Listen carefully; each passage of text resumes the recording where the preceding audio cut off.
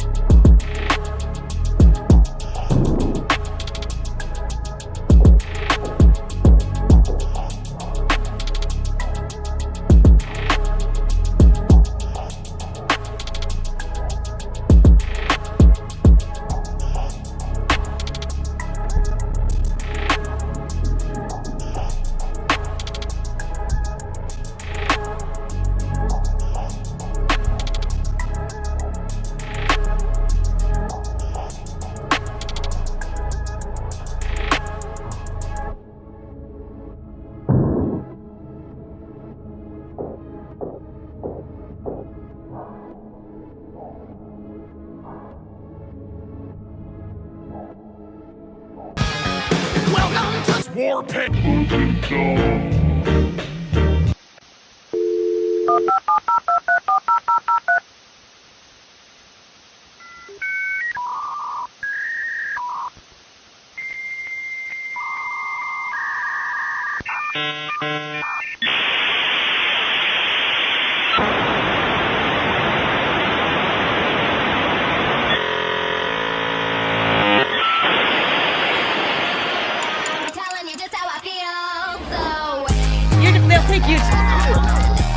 Fuck you! I was right! Fuck you! I was right!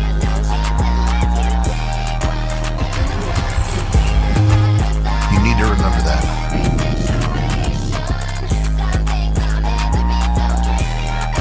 By sharing this video.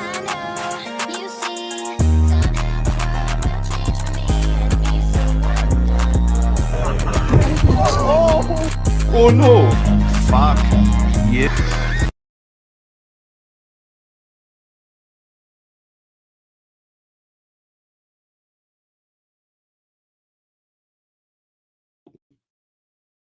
It is time for your favorite Monday and Saturday afternoon show.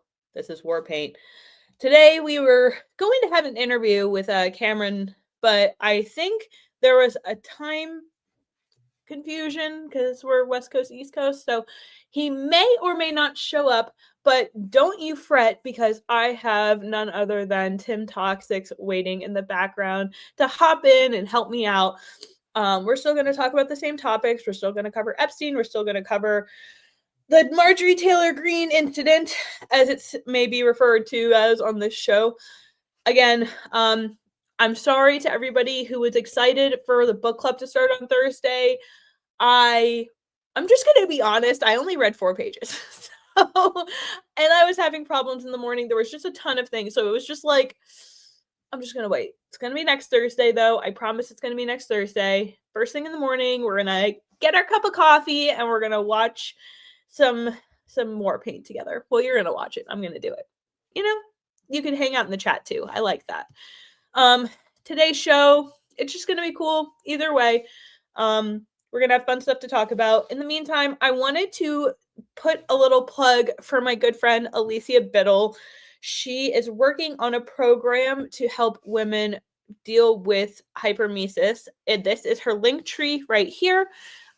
She has dealt with this 5 out of 5 of her pregnancies. So she is, in all sense of the word, an expert. She's looked up every single option for people who are struggling with this. Upwards of 5 to 25% of women decide to get an abortion because of how difficult it is to deal with hypermesis. So this is her link tree, and then there is a nonprofit page that she has set up. I think we'll have that pulled up in just a second. It's basically her way to revolutionize maternity care in the US for moms with hypermesis. It outlines her plan and objective for Stella Maris, which is the page right here, and I hope I'm pronouncing that correctly. I should have probably cleared that up with her. But she's basically has like a biohacking guide that's going to address environmental causes of pregnancy nausea as well as genetic and how to hack them. She has relief plans of how to address the root cause, also coming soon. This is a program, if your wife, girlfriend, sister, only women can deal with this. We know that here on WARPAINT, though. If someone you know struggles with intense morning sickness or the extremes of hypermesis, this is the program for them. Look out for them. Make sure they have the support. There's also a husband's guide in there too to help people who are dealing with this. It's great for everybody involved, and it offers resources that are very limitedly available. So give that a chance. Look it up. It's very, very reasonably priced. And I just want to help out fellow moms. I am very blessed. I just get a little fat in the face, and that's about it. I've been tired this time, but I wonder how much of that is just me being pregnant with 3 children versus, me being tired because I'm just pregnant. But anyway, we've got a really good show for you today. Thank you so much for tuning in to WARPAINT. I love seeing you guys here. I love the participation. Make sure you're hanging out in the comments. Make sure you're following us on Warboy Studios on X and Rumble and YouTube. Make sure you're following me on YouTube and X and Instagram. I will get better at this one day, remembering what platforms I'm on. I'm on X, Instagram, TikTok, and YouTube, and Rumble. So before I risk babbling on even more, this is WARPAINT. It's time to put it on. Welcome to WARPAINT, sir. It's 11:59 at Radio Free America, and this is Uncle Sam with music and the truth until dawn. Music and the truth until dawn. Right now, I got a few words for some of our brothers and sisters in the occupied zone. Occupied zone. The chair is against the wall. The chair is against the wall. The chair is against the wall. John has a long mustache. John has a long mustache. It's 12 o'clock, Americans, another day closer to victory. And for all of you out there on or behind the lines, this is your song. My people of this country, and we're under attack. They banning us, they cancel us for speaking the facts. If you man enough, come stand with us, take USA back. And every time we pull up, all you're gonna see is American flags. American flags. American flags. And every time we pull up, all you're gonna see is American flags. I ain't never gonna pretend that I give a damn. Anybody who's offended, come get it, we throwing hands. Anybody not trying to make America great again, you a punk, you a clown, better know where I stand. I'm the white boy with the middle fingers in the air, dog. We don't give a what. 100 white boys gonna hold me down anywhere, dog. We think that you suck. My patriots, the craziest, they ain't afraid of breaking fists on faces. If you really wanna taste of this, no safety tip, just aim the stick and spray the clip. I pray you miss, cause if you don't, they gon' go wacko. Automatic gun smoke like tobacco. Never hit a lady, but it's pretty hard to tell if you're a girl or a they, them, there's these, that, those. I ain't never gonna take a knee for the anthem, smack them. I don't give a damn, can't stand them. Gang full of randoms, fan with a handgun, run up in your mansion, leave it all abandoned. I was raised to be brave, to the grave, United States. We love the country that they've been corrupting, go woke and go broker if you ain't awake. My people of this country, and we're under attack. They banning us, they cancel us for speaking the facts. If you man enough, come stand with us, take USA back. And every time we pull up, all you're gonna see is American flags. American flags. American flags. And every time we pull up, all you're gonna might break your ankles. I'm not hearing what you saying. Hit the pavement, now you seeing angels. It get dangerous, go against the Patriots. Got all the bangers. Take a look inside my closet. You gon' see way more than hangers. Hammers like I do construction. Ammo, I'ma shoot at something. Why you think we own these guns? So we could just go do some hunting. You must not pay close attention. Government, they want division. Only treason if you lose. I guarantee we come out winning. Let my flag fly high like eagles. I would die for all my people. You can't change me with procedures. I'm about freedom, you about evil. Leave you hanging from the ceiling like chandeliers in cathedrals. Never have the safety on, and when we run out, we just reload. My people of this country and we're under attack. They banning us, they cancel us for speaking the facts. If you man enough, come stand with us, take USA back. And every time we pull up, all you're gonna see is American flags. American flags. American flags. And every time we pull up, all you're gonna see is American flags. Every time we pull up, you see stars, you see stripes, you see flags on the cars and the trucks and the bikes. Every time we pull up, we go hard, we outside, we got flags on our arms that are tatted there for life. Every time we pull up, we don't care if you mad. We cherish this land, the haters can't get buried in rags. They set fire to old glory, turning fabric to ash. But every time we pull up, all you're gonna see is American flags. American flags. American flags. And every time we pull up, all you're gonna see is American flags. You are now banned from the computer. Goodbye.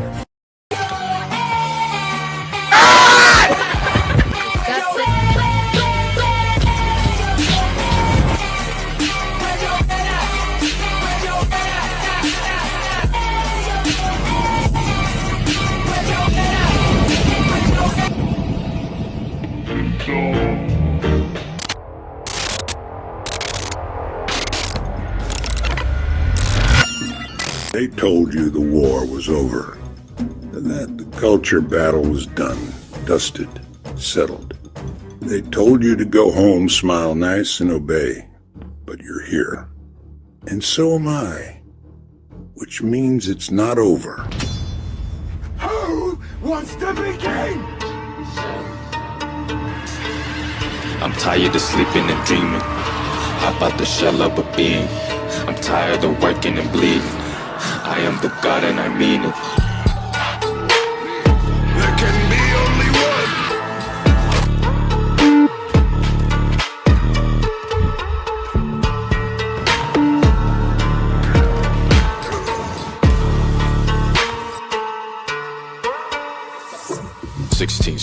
pouring up another scene. Papa got the vaccine, so ain't no acting, play no practice. Niggas wanna check this album playlist. Fuck you, pay me. I'm tired of sleeping and dreaming. How about the shell of a being? I'm tired of working and bleeding. I am the God and I mean it.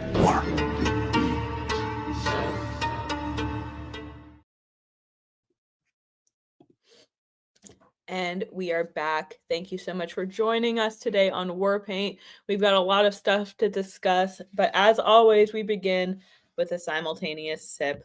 Now, get out your beverage. We're going to bring Tim Toxics in here for the simultaneous sip, actually. I was going to make him wait, but we're going to have him in here. Grab your beverage, be it coffee, milk, water, whatever your poison is today. Mine's water. It's going to be while I'm pregnant for all the rest of this pregnancy. Raise your glass and be thankful for another day alive and another day here together on WARPAINT. And here we go.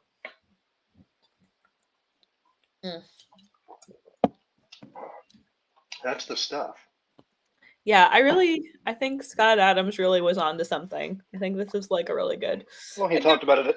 He spoke about it as brain hacking, the concept of getting the dopamine in from not only being involved in a ritual, but also from the beverage of choice. His always being coffee because he's a marketing genius. But I really hope he's doing all right. Genius. He looks like he's struggling, but hanging in there. And I mean, I feel like that's kind of the best we can hope for right now. And I hope he's just comfortable. Yeah. Well, anyway, so today, again, we were going to have a guest on, but it looks like we've confused West Coast and East Coast times. No big deal. Hopefully, he could still pop on for a little bit towards the end. We'll see if he makes it or not. But we're still going to cover Esptien list, and we're still going to talk about Marjorie Taylor Greene. In the meantime, I would like to remind you guys that I am going to be doing the book club. It is happening. I'm sorry I didn't read enough pages to make it worth your while, but Tim will diligently hold me to reading the book, and I'll make sure that we do the live stream. My other thing is, like, evening Kim and afternoon Kim is not the same Kim as first thing in the morning Kim. First thing in the morning Kim is a gremlin. Like, I can be talked out of doing pretty much anything, especially if I haven't slept or I'm uncomfortable. So add pregnancy to that, and morning Kim is just a nightmare. God bless my poor husband for putting up with me. I signed up for it, and I'll do it again. Well, it's only bad when you're pregnant, and it's not your fault. It's mine. I did that. You put your Satan spawn in me, and it makes me mean. I'm just kidding. A little bit of Tim's in your body. It just makes you feel a little more. Especially when I had our son, I was all full of testosterone and rage. But anyway, so a couple things happened. First of all, we'll discuss Marjorie Taylor Greene, because I do think these two things tie together pretty well, considering how hard she's been fighting to release the Esptien list. So we're going to watch her video where she talks about pulling from Congress. So we'll start there. I'll add that to the screen. Hi, everyone. I'm going to play that never through. Gets better for the Tim, if you need me to pause at any point, just like throw up a hand. Okay. I'll do the bald one. Okay. Yeah. Heil. American man or woman. The debt goes higher. Corporate and global interests remain Washington's. Sorry, Marjorie. Let me go back. Hi, everyone. I've always represented the common American man and woman as a member of the House of Representatives, which is why I've always been despised in Washington, D.C., and just never fit in. Americans are used by the political industrial complex of both political parties, election cycle after election cycle, in order to elect whichever side can convince Americans to hate the other side more. And the results are always the same. No matter which way the political pendulum swings, Republican or Democrat, nothing ever gets better for the common American man or woman. The debt goes higher. Corporate and global interests remain Washington's sweethearts. American jobs continue to be replaced, whether it's by illegal labor or legal labor by visas or just shipped overseas. Small businesses continue to be swallowed by big corporations. Americans' hard-earned tax dollars always fund foreign wars, foreign aid, and foreign interest, and the spending power of the dollar continues to decline. The average American family... So far, absolutely no lies detected. This video, if this was your only introduction to who Marjorie Taylor Greene was, She's I'm not getting... dead, Tim.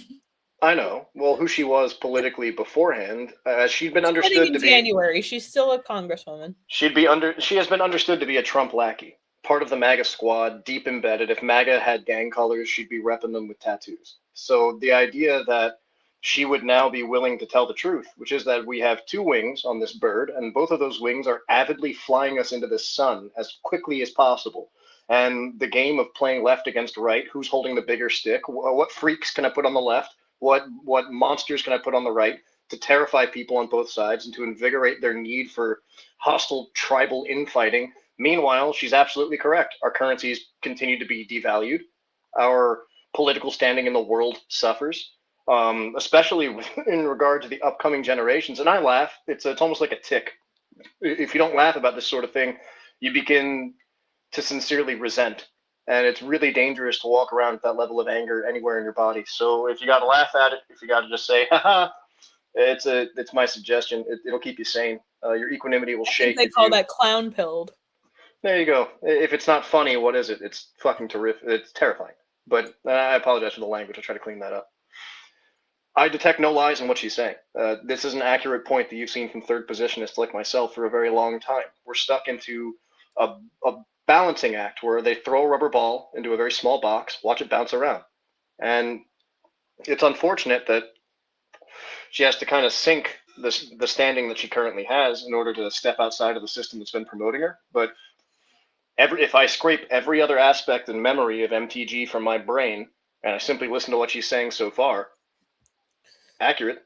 Yeah, I didn't actually know that. We got a commenter that's saying she uses illegal aliens to work at her construction company. Is that true? If it is true, it would make perfect sense. I mean, I work in the trades, and I can tell you that. Charles, in the background, can you Google that for us real quick? And if you can find something, pull it up. Yeah. Go ahead, Tim. What were you saying? I work in the trades, and I can tell you that the use of illegal labor is rampant, and it comes down to money. We're in such harsh economic conditions right now that people are more willing to hire out to illegal slave labor than hire at a living wage normal Americans, white people. And it's not that there's a lack of available talent. The only contacts in my phone are men like myself who don't mind getting up early and picking up heavy shit and putting nails in wood, pouring concrete, laying electric cable, coming home late to a cold dinner. It is what it is. It's the life we signed up for. The idea that we don't exist is insulting. Like, of course, they're going to be hiring illegals. We've created, I mean, Trump said this in 2016. It's part of what endeared him to a lot of people. There are loopholes, and I use them. And if they weren't there, I wouldn't. Yeah, it's not respectable I feel the same conduct. way about her collecting her pension. But Carrie, if you can elaborate what you mean by she should have stayed in, I think you mean she should have stayed in Congress, and I somewhat agree. But I also don't think women should be politicians, and I think this is also a prime example of why women shouldn't be politicians. But we can get into that in a little bit. I'm going to keep playing the tape. Family can no longer survive on a single breadwinner's income, as both parents have to work in order to simply survive. And today, many in my children's generation feel hopeless for their future and don't think they will ever realize the American dream. And that breaks my heart. Real quick, she's divorced, right? I'm honestly unfamiliar with her marital status. Oh yeah, I think she should have stayed in and fought. I mean, I can argue both sides of that argument, to be completely honest. So I'm just going to keep playing the thing, even though I know she.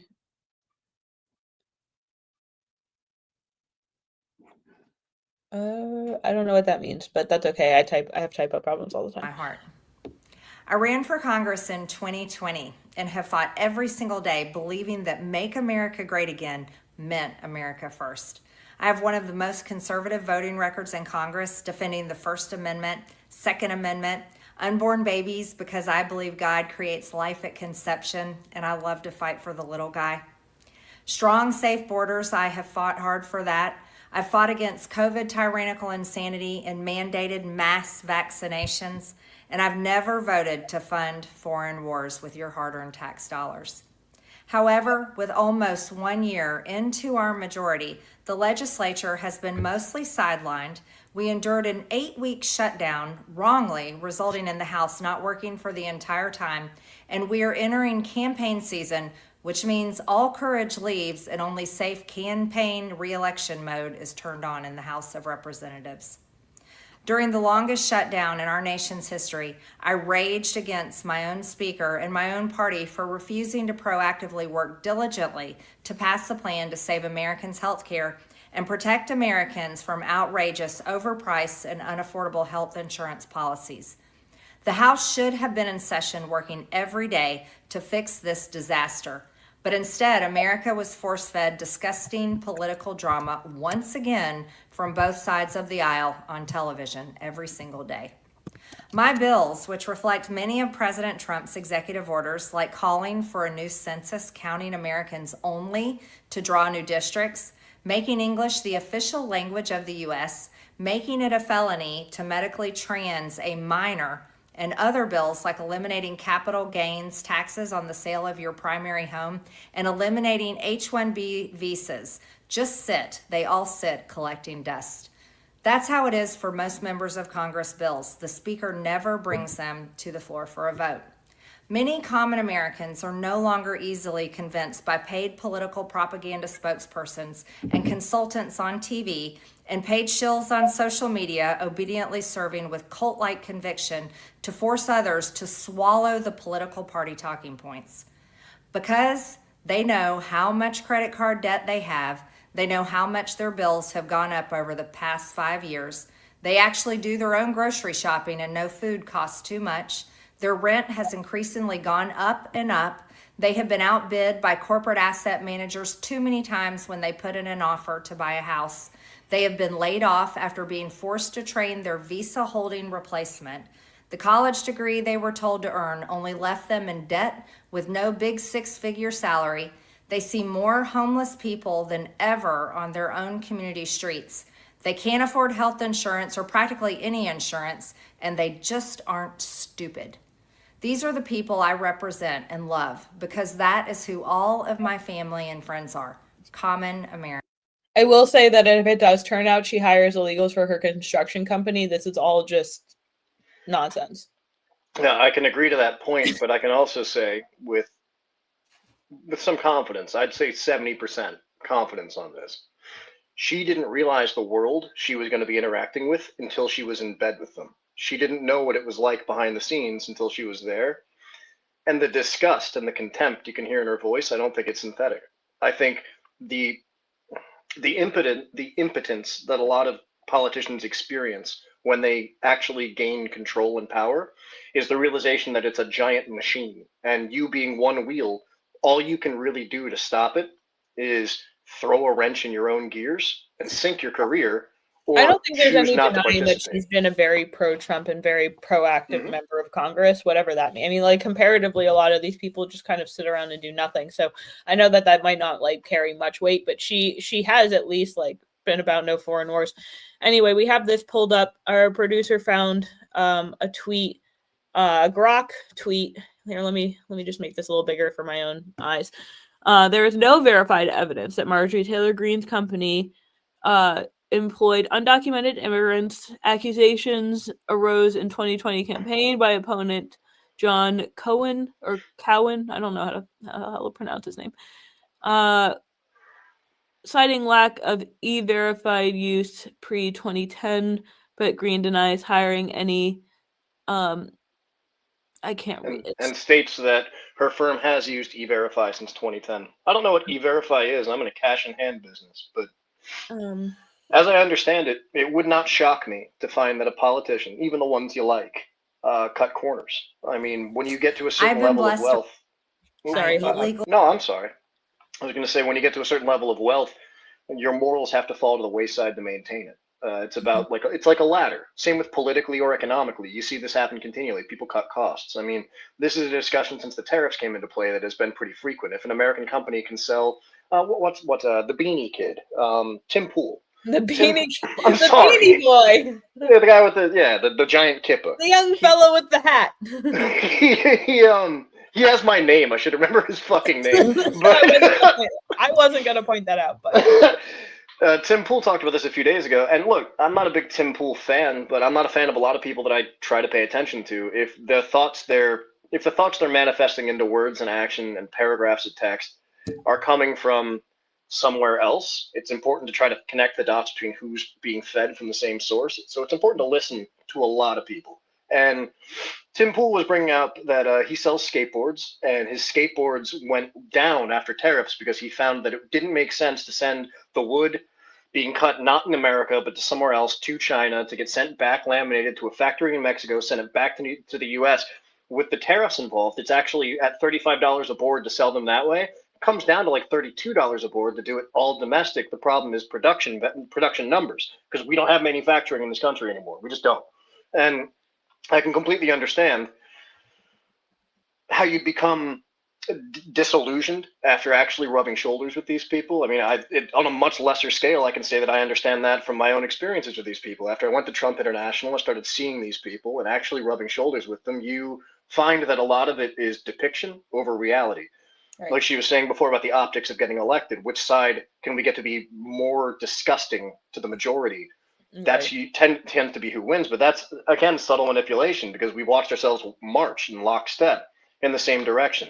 The argument that illegal immigration can be culled by using mass surveillance and mass IDs and digital ID, federalized ID, it's Hegelian. You create a problem, you need the solution. So you can't just demand the solution. You have to invigorate people into wanting it. You know what I mean? Yeah. Oh, hey, two classy gentlemen is in the fucking audience. How you doing, man? It's been a long time. Davey. We'll have him on sometime. He's fucking awesome. Except he's a fitness guy now. He's too good for politics. I'm just let's lift sometime, Chief. QMTG. All right, so let's keep listening to Marjorie Taylor Greene. Insurance, and they just aren't stupid. These are the people I represent and love because that is who all of my family and friends are, common Americans. I've been blessed to represent the 14th District of Georgia for 5 years. The district is filled with some of the most wonderful, kind-hearted, God-fearing, patriotic, hardworking people you will ever meet. Good, regular, common Americans. I've worked hard to bring taxpayer dollars back home to help district needs. I impeached Biden's Secretary of Homeland after watching my constituents die as he facilitated dangerous open border invasion into America. And I led the effort to defund hard-left politically biased NPR and PBS and the corrupt USAID, and I did that as chair of the DOJ subcommittee. I have fought harder than almost any other elected Republican to elect Donald Trump and Republicans to power. I traveled the country for years. I spent millions of my own money. I missed precious time with my family that I can never get back. And I showed up in places like outside the New York courthouse in Collect Pond Park. So, like, I just want to stop to take a minute to say, like, that this was one of the things that I was talking about before when I said that women shouldn't be politicians. Like, you know, when you have a job that's this demanding, you're gonna miss time with your family. And I'm not saying that men are like more capable of doing this, but the young children in your life need the woman more. So this idea of like, oh no, like I'm looking like this is just like the feminist's worst nightmare professing itself live in real time. It's one of those like, oh no, like my youth, it's withered away and I've wasted my time without my children. It's like, yeah, that's what we're trying to warn you about. I mean, you know? and I completely acknowledge what you're saying, but a lot of what I hear is an attempt. My opinion on the entire thing is she's trying to get out from underneath the kingmaker gauntlet because Trump is no longer going to be 100% in her corner. Someone probably showed her projections. I'm not sure who I heard this from, but someone probably showed her projections about her likelihood to get reelected, and they were not too positive without a lot of support. And the idea was, would I rather fail or would I rather say, I'm quitting this because I don't want to be attached to it? And her glazing of her own constituents, yeah, that's a Gen Z term there. Her glazing of her own constituents seems, in my opinion, to be, I don't know, an attempt to say, like, I'm not gone, but I don't want to be associated with the MAGA movement anymore. I'd like to represent you as myself. I don't want to be constantly under the umbrella of MAGA because MAGA's become MIGA, make Israel great again. MAGA's become MAGA, make Argentina great again. It hasn't fulfilled or delivered on its promises. I can see Chucky's pulled up this tweet from I pulled that up. Oh, you pulled that up. There you go. I thought it was a good segue because this is the other side of the argument. And I've seen even people like Milo agreeing that maybe she was threatened or otherwise approached, I guess we'll call it. Approach from somebody bad. But basically we have a tweet here from Nick Fuentes. Marjorie Greene was forced out of Congress by Donald Trump for criticizing Israel and voting to release the Esptien files. In other words, Trump destroyed his biggest loyalist for putting America first. This is why I didn't vote. MAGA is dead. So I mean, a lot of people criticize. I saw like the Quartering made a thing about like, well, if you don't even do the basics of getting out there to vote, then you like nobody should listen to what you say, something along those lines. And it's one of those like, no, I especially after the 2020 election, I think we have every right to understand and believe that our elections are compromised. So to say that like there's some sort of moral superiority behind continuing to vote in a system that you think is rigged, I just feel like it's such a disingenuous strike. I feel like these are the kind of people who are like, they're not allowed to agree with Nick at all. And there's quite a bit I don't agree with Nick on. I think he says some really weird stuff sometimes, but I'm sure he would look at the stuff that I say and go, ugh, cringe woman. So it's nothing to do, there's nothing to do with that. It's more to do with, I mean, I think he might be right. I think it's more likely that someone like Marjorie Taylor Greene was approached and maybe they threatened her kids, maybe they threatened her, maybe something along those lines. But I think also leading back into my argument about why that makes women shitty politicians, women can more easily be emotionally manipulated. And I don't think that that's disputable at all. Do you have anything to add before I continue playing? Yeah, absolutely. Fuentes is accurate in the sense that MAGA is dead. Everyone that wanted to make America great again is kind of pissed off at the moment, considering that now we don't have a push in that direction, and the loyalists who were dedicated to the people, the populist movement, the constituency, they're watching gears and priorities shift towards foreign policy and towards the economic enrichment of people that aren't us. And along with the H-1B concept, you can't actively be promoting that colleges that produce inferior workers, inferior thinkers, like historically only black colleges, for example, will only be kept alive if we start dumping, like continually dumping foreign money into these colleges. And Trump is like, well, if we don't fund it and we don't allow H-1B, it's going to die. Why do we need it to live at this point? Like, what does it offer? I don't understand. I mean, I guess I do understand to some degree, because this picture is bigger than just the United States, and the citizenry of the United States has been used as some sort of a placid fund bucket for years. I mean, our money goes all over the world. All of our best educated youth, they come out Marxist. Like, there is no America for Americans.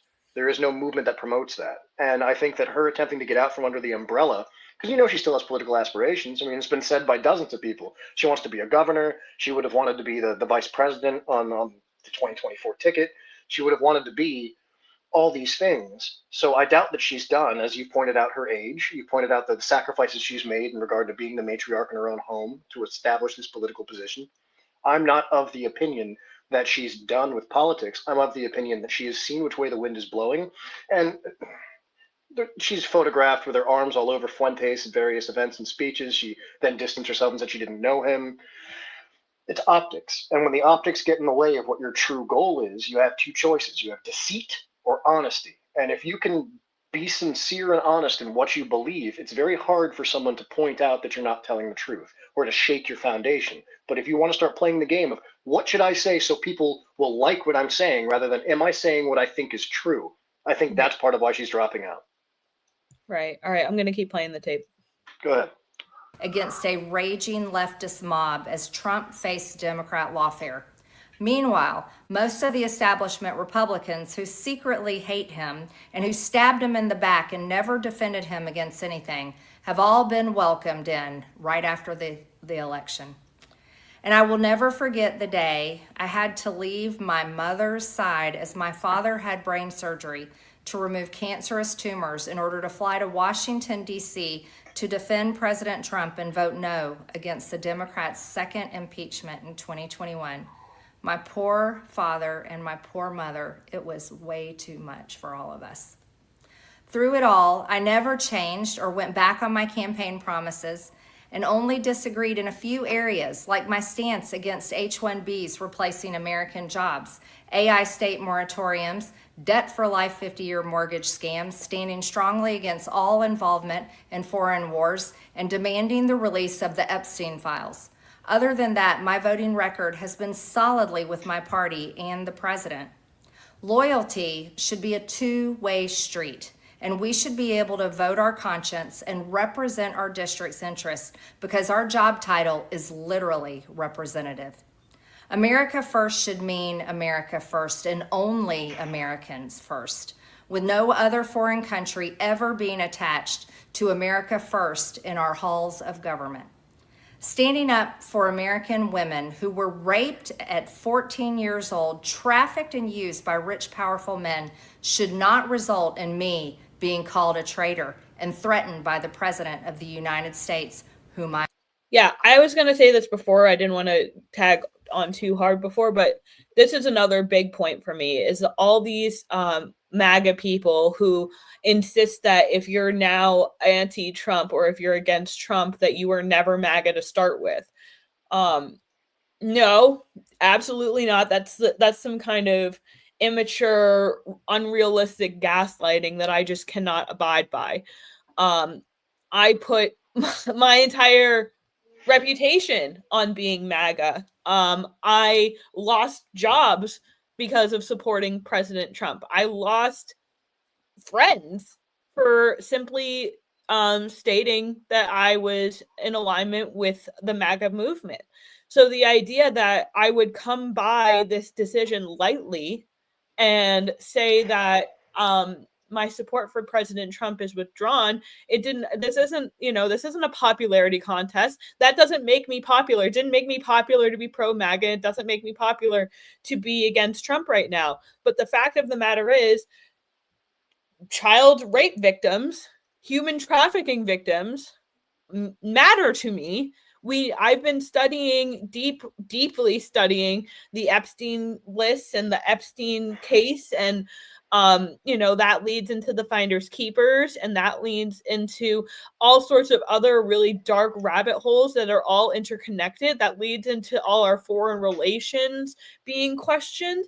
And if that means that suddenly I was never a loyalist, fuck you. Quite frankly, I don't owe President Trump anything. Quite frankly, he doesn't. I'm not saying he owes me personally anything, but I do think he owes the American people what he promised, and he campaigned off of this Epstein list. He talked about it nonstop, exposing the evil of that.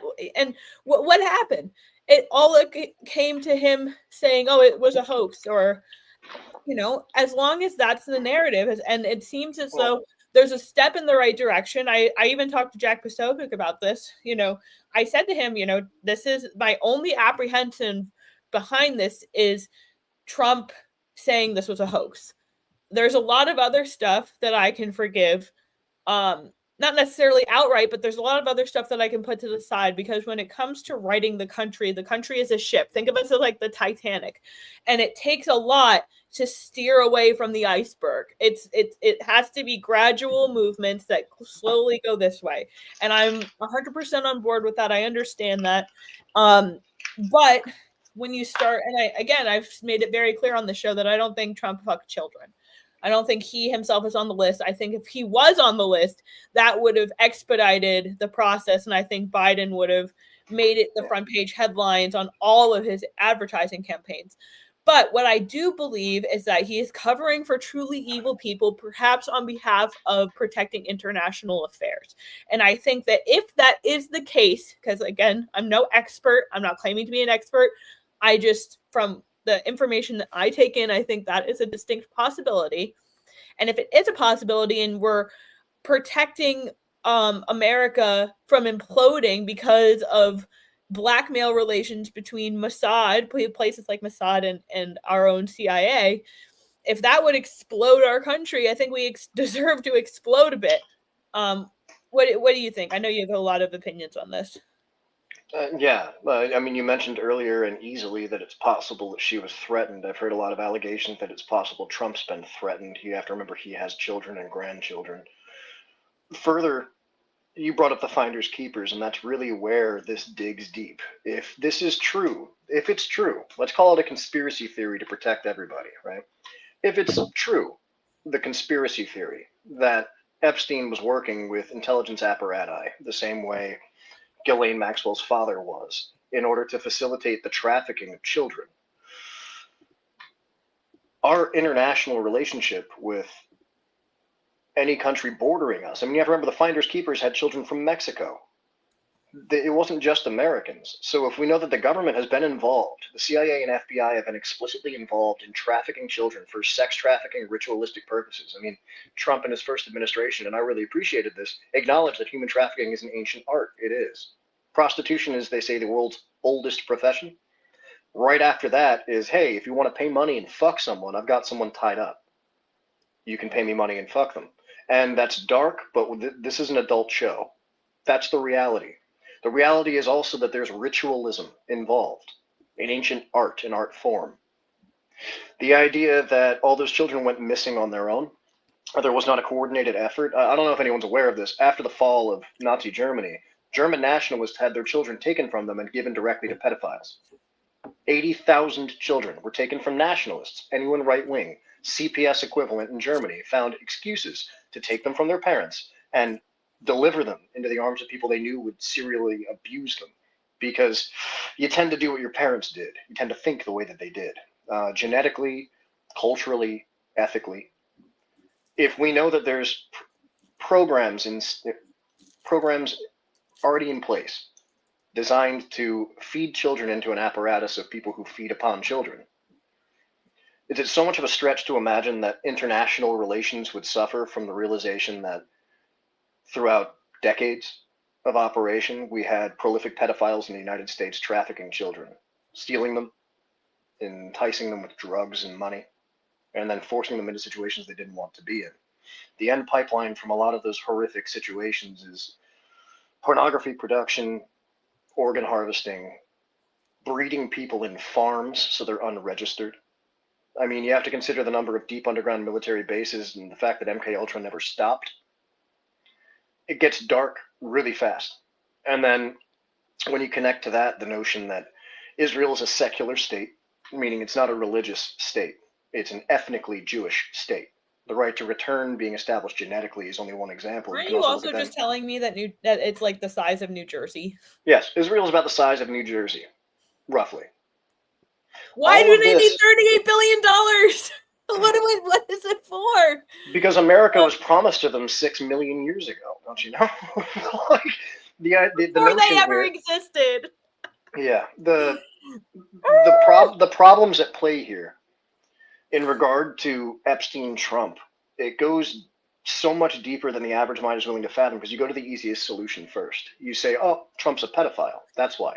Okay, if you don't think that's true, because he has a history of fucking 20-somethings that have had work done, if you don't think that's true, then what's the other solution? He's protecting pedophiles. Okay, why?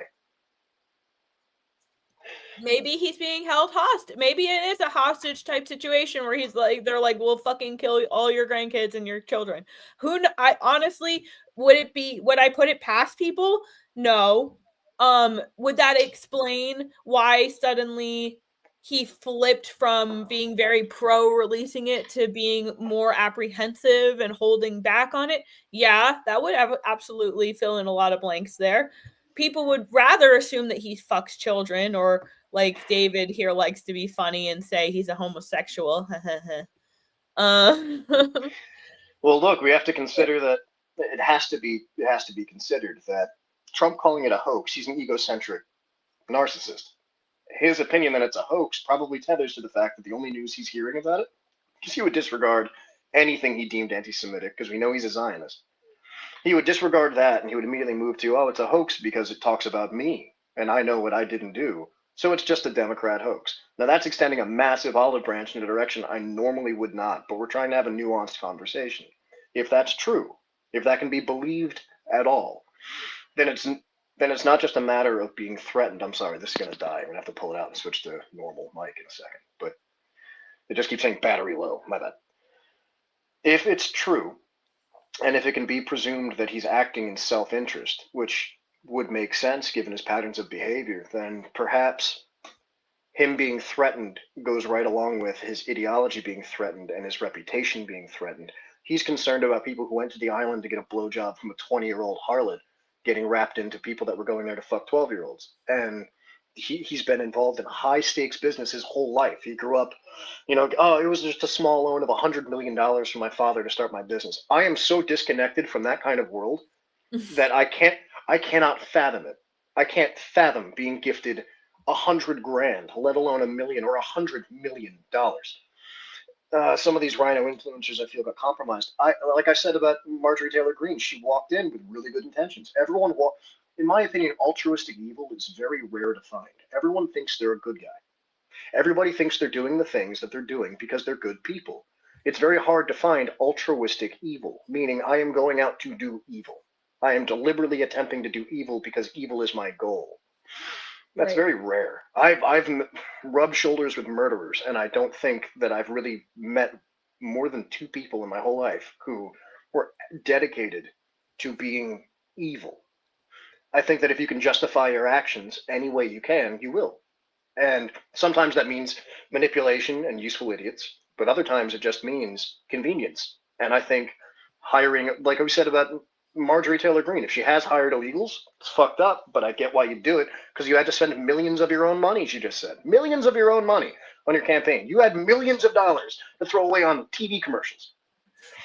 That's a level of human. You get campaign funds and stuff like that. But still, she said my own money. Yeah, so but I'm just saying, like, you know, semantics. Sure, semantics. I'm just saying we're talking about a level of human progression that disconnects you from the average everyday experience of people who have to work to live. That you have to take a step back and take in a much bigger picture. I talked about equanimity. If you look at the world through a paper towel tube and then you continue to widen that lens, how wide can the lens get until you lose your mind? Right. Like, how much can you take in before you go? How much light can you take in before your optic nerve hemorrhages and you go blind? Like, does that make sense? It does. I'm going to go ahead and play the rest of this before we lose it, just to wrap it up, and we're just going to play it to the end. There's only a couple minutes left. Go right ahead. Fought for. However, while yes, hurtful, my heart remains filled with joy, my life is filled with happiness, and my true convictions remain unchanged, because my self-worth is not defined by a man, but instead by God, who created everything in existence. You see, I have never valued power, titles, or attention, in spite of all the wrong assumptions about me. I do not cling to those things because they are meaningless and empty traps that hold too many people in Washington. I believe in term limits and do not think Congress should be a lifelong career or an assisted living facility. My only goal and desire has ever been to hold the Republican Party accountable for the promises it makes to the American people and put America first. And I have fought against Democrats' damaging policies like the Green New Deal, wide open, deadly, unsafe border policies, and the trans agenda on children and against women. With that has brought years of non-stop, never-ending personal attacks, death threats, lawfare, ridiculous slander and lies about me that most people could never withstand even for a single day. It has been unfair and wrong, not only to me, but especially to my family, but it's been wrong to my district as well. I have too much self-respect and dignity. I love my family way too much, and I do not want my sweet district to have to endure a hurtful and hateful primary against me by the president that we all fought for, only to fight and win my election while Republicans will likely lose the midterms, and in turn be expected to defend the president against impeachment after he hatefully dumped tens of millions of dollars against me and tried to destroy me. It's all so absurd and completely unserious. I refuse to be a battered wife, hoping it all goes away and gets better. If I am cast aside by the president and the MAGA political machine and replaced by neocons, big pharma, big tech, military-industrial war complex, foreign leaders, and the elite donor class that can never ever relate to real Americans, then many common Americans have been cast aside and replaced as well. There is no plan to save the world or a 4D chess game being played. When common American people realize and understand that the political industrial complex of both parties is ripping this country apart, that not one elected leader like me is able to stop Washington's machine from gradually destroying our country, and instead the reality is that they, common Americans, the people, possess the real power over Washington, then I'll be here by their side to rebuild it. Until then, I'm going back to the people that I love, to live my life to the fullest as I always have, and I look forward to a new path ahead. I'll be resigning from office with my last day being January 5th, 2026, and I look forward to seeing many of you again sometime in the future. May God bless you all, and may God bless America.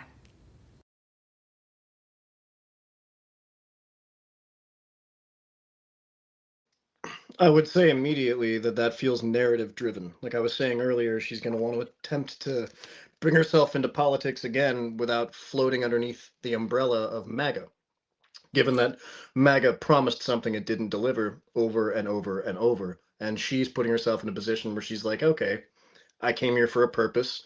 She was mocked and ridiculed everywhere she was for years. Not just attacks from the left, but attacks from the right. And I think the positioning has to do with the concept of liberalism in general. If I'm going to be perfectly frank, and if you'll give me a moment here, I'll explain. Carl Benjamin, Sargon of Akkad, talked about this recently. And I think it's a very important point to make. When people say they hate the woke left, no, you don't. You hate leftism. Woke is a byproduct of leftism. It's why they now want to attach woke to the right, saying, what, left, right?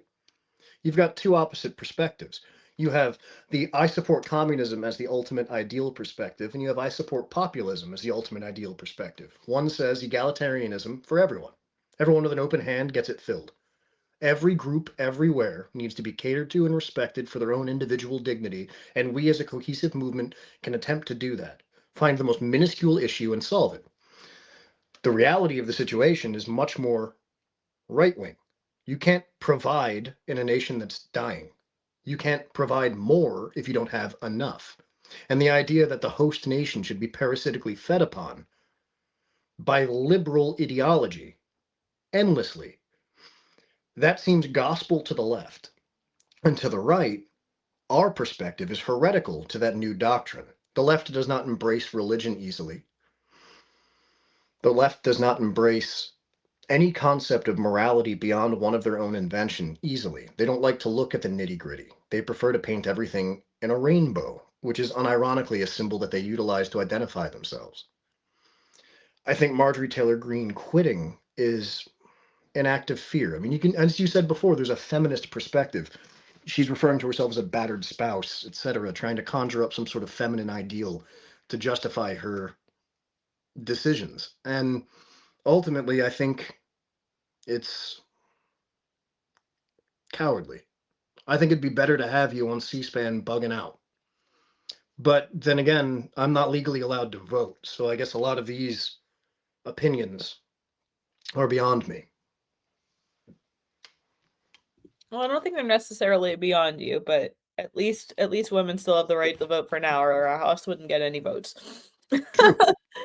But more seriously, that's another part of this that kind of made me cringe. I've never really been fully team anyone so much when it comes to politics, but particularly when I hear something as unbelievably weird as her referring to herself as like a battered woman in this situation. Like, could you be any more fucking dramatic? Like, I understand Trump betrayed you. I understand that he turned on you, but like to insinuate that that's even remotely the same as someone like raising a fist to you. That's just politics, baby. People stab each other in the back. It's a dirty game. I mean, I understand. Yeah, there's an element of backstabbing here, but like I said, specifically to draw, and Laura Loomer tweeted about it, I believe. She was saying Marjorie Taylor Greene like represented Trump as like a woman beater, and I don't necessarily agree to that extent, but I do think that it's incredibly manipulative on her part to try to equate it with being a beaten woman. Well, I mean, and I know you have a personal relationship with Laura Loomer, so I'm not going to shit on her too hard. But the idea here is Marjorie Taylor Greene was not pro-Israel. She was pro-America. So her insinuation that the Esptien list should be released means if there's a connection, a thread to intelligence agencies like Mossad, it needs to be exposed. Because if Jewish people are here pimping our children, not unlike Tom Alexandrovich, who was just caught in Nevada 2 months ago attempting to fuck an American child. He didn't know it was a cop on the other end of the computer. He wanted to rape a kid. And the Trump administration worked together with the Zionist Israeli-born DA of Nevada to get that guy put on a plane with a $5,000 bail and sent back to Israel, where they won't extradite pedophiles. You know what, Tim? I'm just getting the feeling that you were never really MAGA. Yeah, that's it. I don't want to make America great again. I don't give it. I'm not an American nationalist at all. You're just a traitor, Yeah. I'm just a Democrat in disguise. That's my problem. My problem Or is the woke. You're woke. You're so woke, I'm so babe. woke.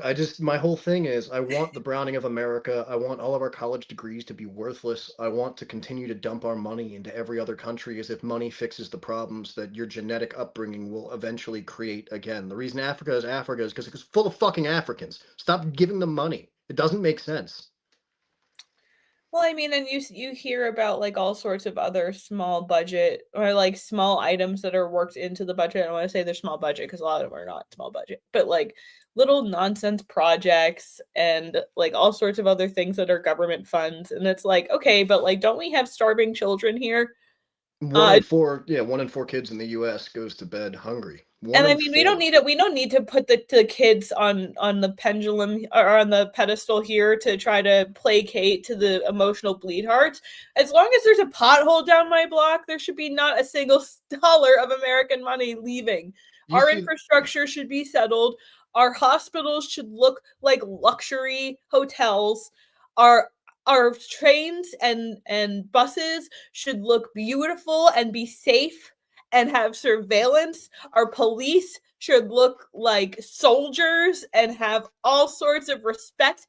These are all things that larger budgets in America would do instead of sending it outside of America. But apparently that makes me I'm not a MAGA loyalist. I'm not MAGA. I was never MAGA. I don't care anymore. I actually care about America. And if America First is separate from MAGA now, then that's what that is. And I think it's funny that they troll them by making the hats blue. I think that's actually a really clever troll. But I see you wanted to make a point, so I'll shut up. Oh, no. All I was going to say is as far as getting into crime, I brought this point up earlier on Instagram. I ranted about this when I was making sweet potatoes and eggs earlier. Like, my point is, right now we've reached and this ties back to what Sargon of Akkad was saying. Like, we have leftism in our DNA with how we're supposed to move. And it's not that any of us have moved left, it's that the right has moved. So now they're telling us they haven't moved in the right direction. It's not as if the administration is moving further right. They're trying to position themselves to move centrist again. They're trying to be moderate. The concept itself, like with crime specifically, we have a new inundated idea that we must use Marxism, racial Marxism, to determine whether or not your crime is more disastrous than your race. So if you happen to be of an underclass, an Untermensch in this culture, then anything you do is not your fault, and imprisoning you or punishing you is another apparatus of white supremacy and white nationalism, and instead you should be given 79 arrests before you set a woman on fire on the subway. Instead, you should be given 14 felony charges and mental health training. If you're so cognitively disconnected and your IQ is so low that you can't prevent yourself from attacking a woman or a child or an old person or anybody, attacking someone like me, attacking someone on site, if you can't control yourself, you're not a human being, you're a wild animal. And people want to say, mass executions, that's too fascistic. Okay, lobotomize them then. You can't have them walking around. And I'm sorry, in Massachusetts, yeah, I mean, there needs to be some level of asylum back. But the problem with that is who decides what, because, you know, in certain circumstances, we'd be on the bus to the asylum.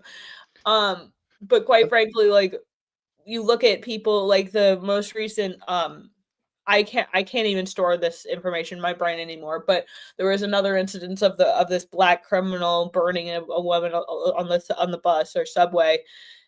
Subway. Who had, it turned out, not just been in, like, it was like they were like initially it was like 40 something times, but it turns out it was like 70. 70 arrests. He'd been disallowed. He attacked a woman at a mental health facility they tried to send him to, a social worker. Now he's not allowed to get sent back to that facility unless he's in a manic state, meaning that poor nurse who had to, repair her face only has to see the guy that attacked her if he's having a rough time. He's really mad. If he's really crazy, they can bring him back in. Yeah, that's the only time I'll have to see him again. So like I was saying, there needs to be some kind of asylum back, but there needs, like, that should, if you're committing this should be for violent criminals. This should be for like pedophiles, murderers, otherwise insane people who have a record of just like not being able to control themselves in public to the extent that they'll just snap and just, hit a baby in the face. I can't even count how many videos of that I've seen recently. Just like these like wild monsters walking down the street punching babies. Or attacking women in strollers, etc., etc. Look, if you're incompatible with society entirely to the degree that you cannot conduct yourself like a normal human being, you can't just go to Circle K and buy a white monster. You have to go to Circle K and stab a woman, or go to Circle K and shit on the floor. You can't be allowed in polite society. And the problem is we have DAs and prosecutors who are infected with this liberal mind virus, who are convinced, utterly convinced, that they have to let these people back out because they're fighting the good fight.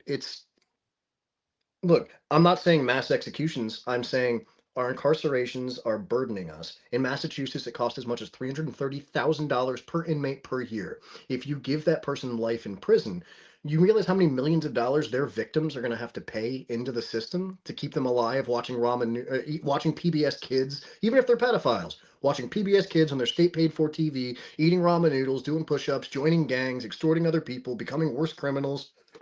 Oh, pardon me.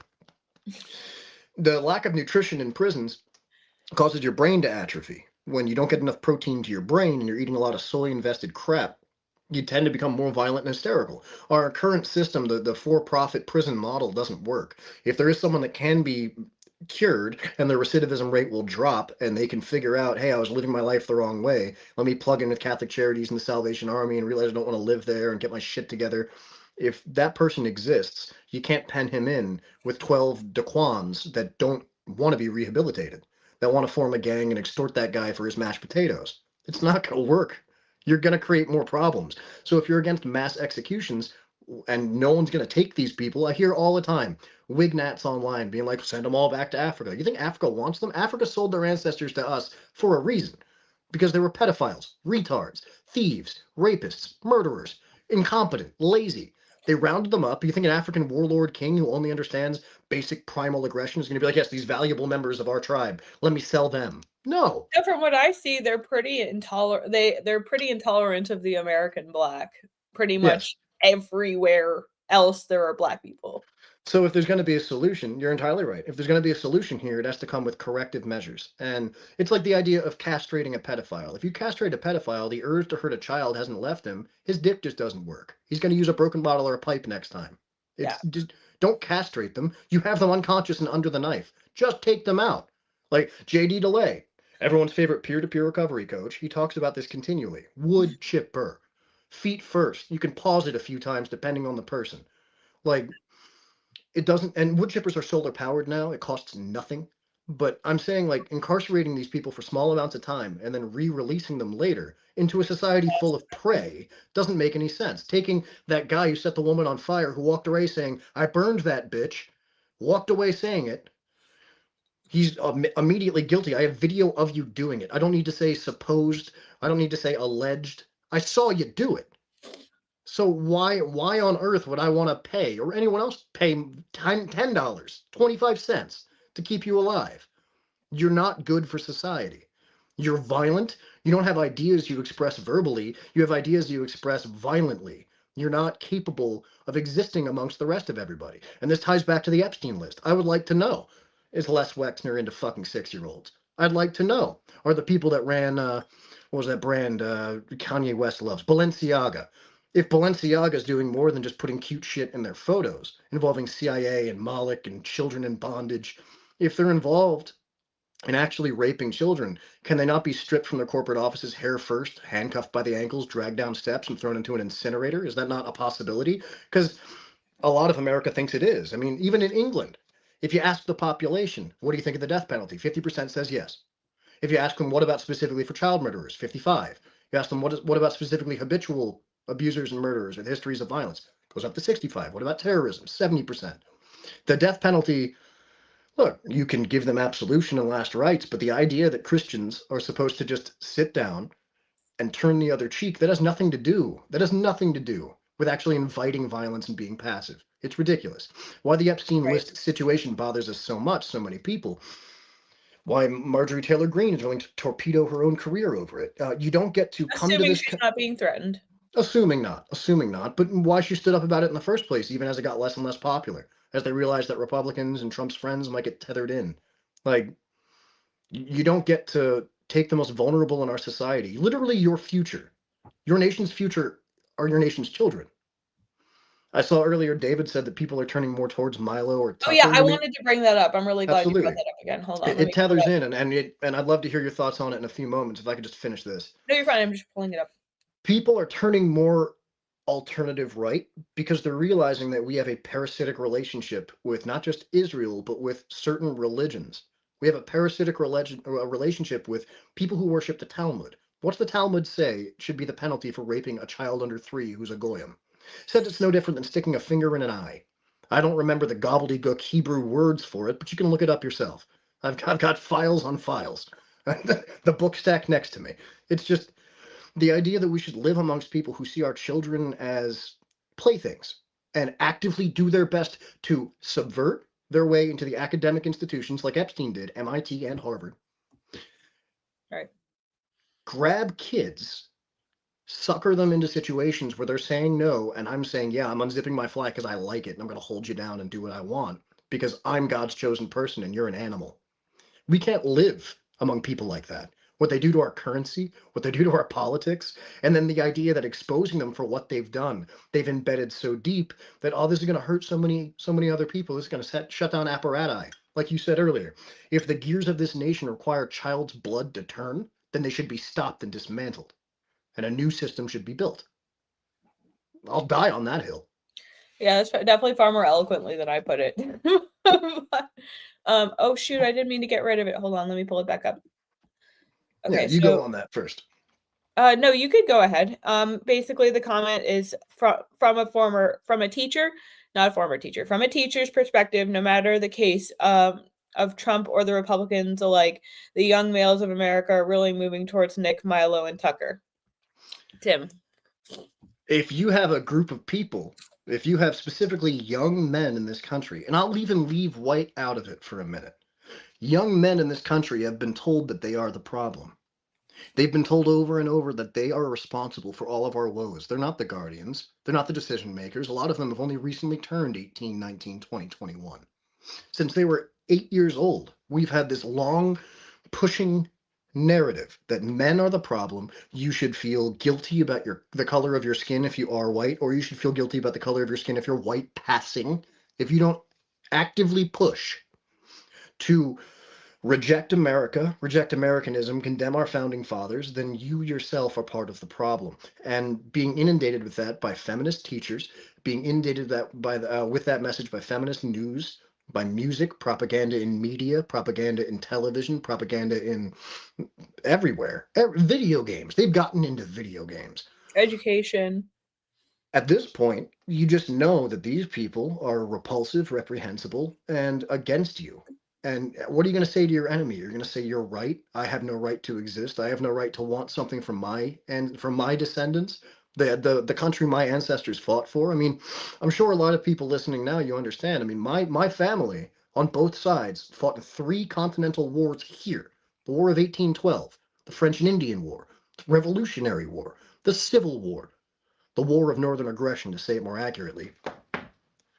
But the notion that we are now to blame for what other people are doing to us, go fuck yourself. Like, of course people are turning towards alternative media. People that are saying, hey, you know, there's actually a third-party group responsible for manipulating everything from your currency to your entertainment to your nutrition. There's people who are connected to each other that are allowing lead to be put in your protein powder. Like, it's a cascading fall into madness. And of course, people are going to stand up and rebuke that. They're going to naturally kick against it. You can understand the plight of the Negro. You can understand the plight of the savage American. You can understand all these things. You can see it. They call themselves indigenous or native, but they're just Mongolians that immigrated without permission. Like, when we came here, they were eating each other in the woods, and they want to complain about it. That's fine. Have your casinos. I wouldn't have given you those. Be grateful. The notion, though, that everyone else is supposed to suffer, suffer not just indignity, suffer deletion deletion from the physical and public square, on behalf of foreigners who did not want to assimilate, who tell you that Santa Claus should be considered a hate symbol. Thanks, ADL. You've told us all we need to know about you. We went secular. We didn't say it's about venerating the birth of our Lord and Savior Jesus Christ. We said it's about Santa Claus and gift giving and coming together. And that wasn't enough. That had to be shit on too. So you know what? At this point, we want you gone. We want you fucking gone. We want your influence out. We want you to unplug from us. We want you to stop feeding off our grid. Go. There's a whole place the size of New Jersey full of just you fuckers. Go there. If they'll take you. If right. If right to return will take you. If they're not going to sterilize you like they did to the Nigerian blacks. Against their will and against their knowledge, these women were sterilized in Israel.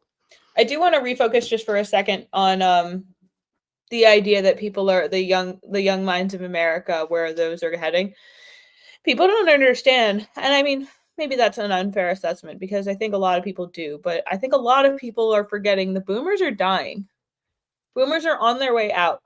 So the idea that, like MAGA is largely boomer based.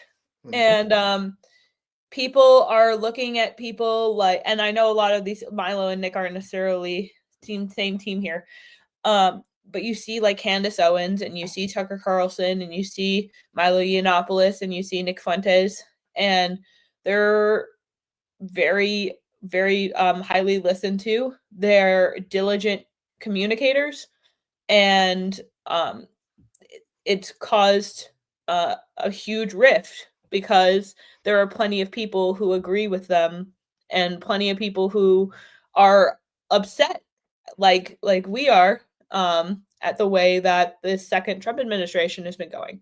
And I think that that's a reasonable thing. I think it's unfair, and like I said, a certain level of gaslighting to say that, you would have never, if you were never truly MAGA, if you are against Trump right now. Well, I challenge that you should be capable of calling out injustice and wrongdoing in people that you respect and follow.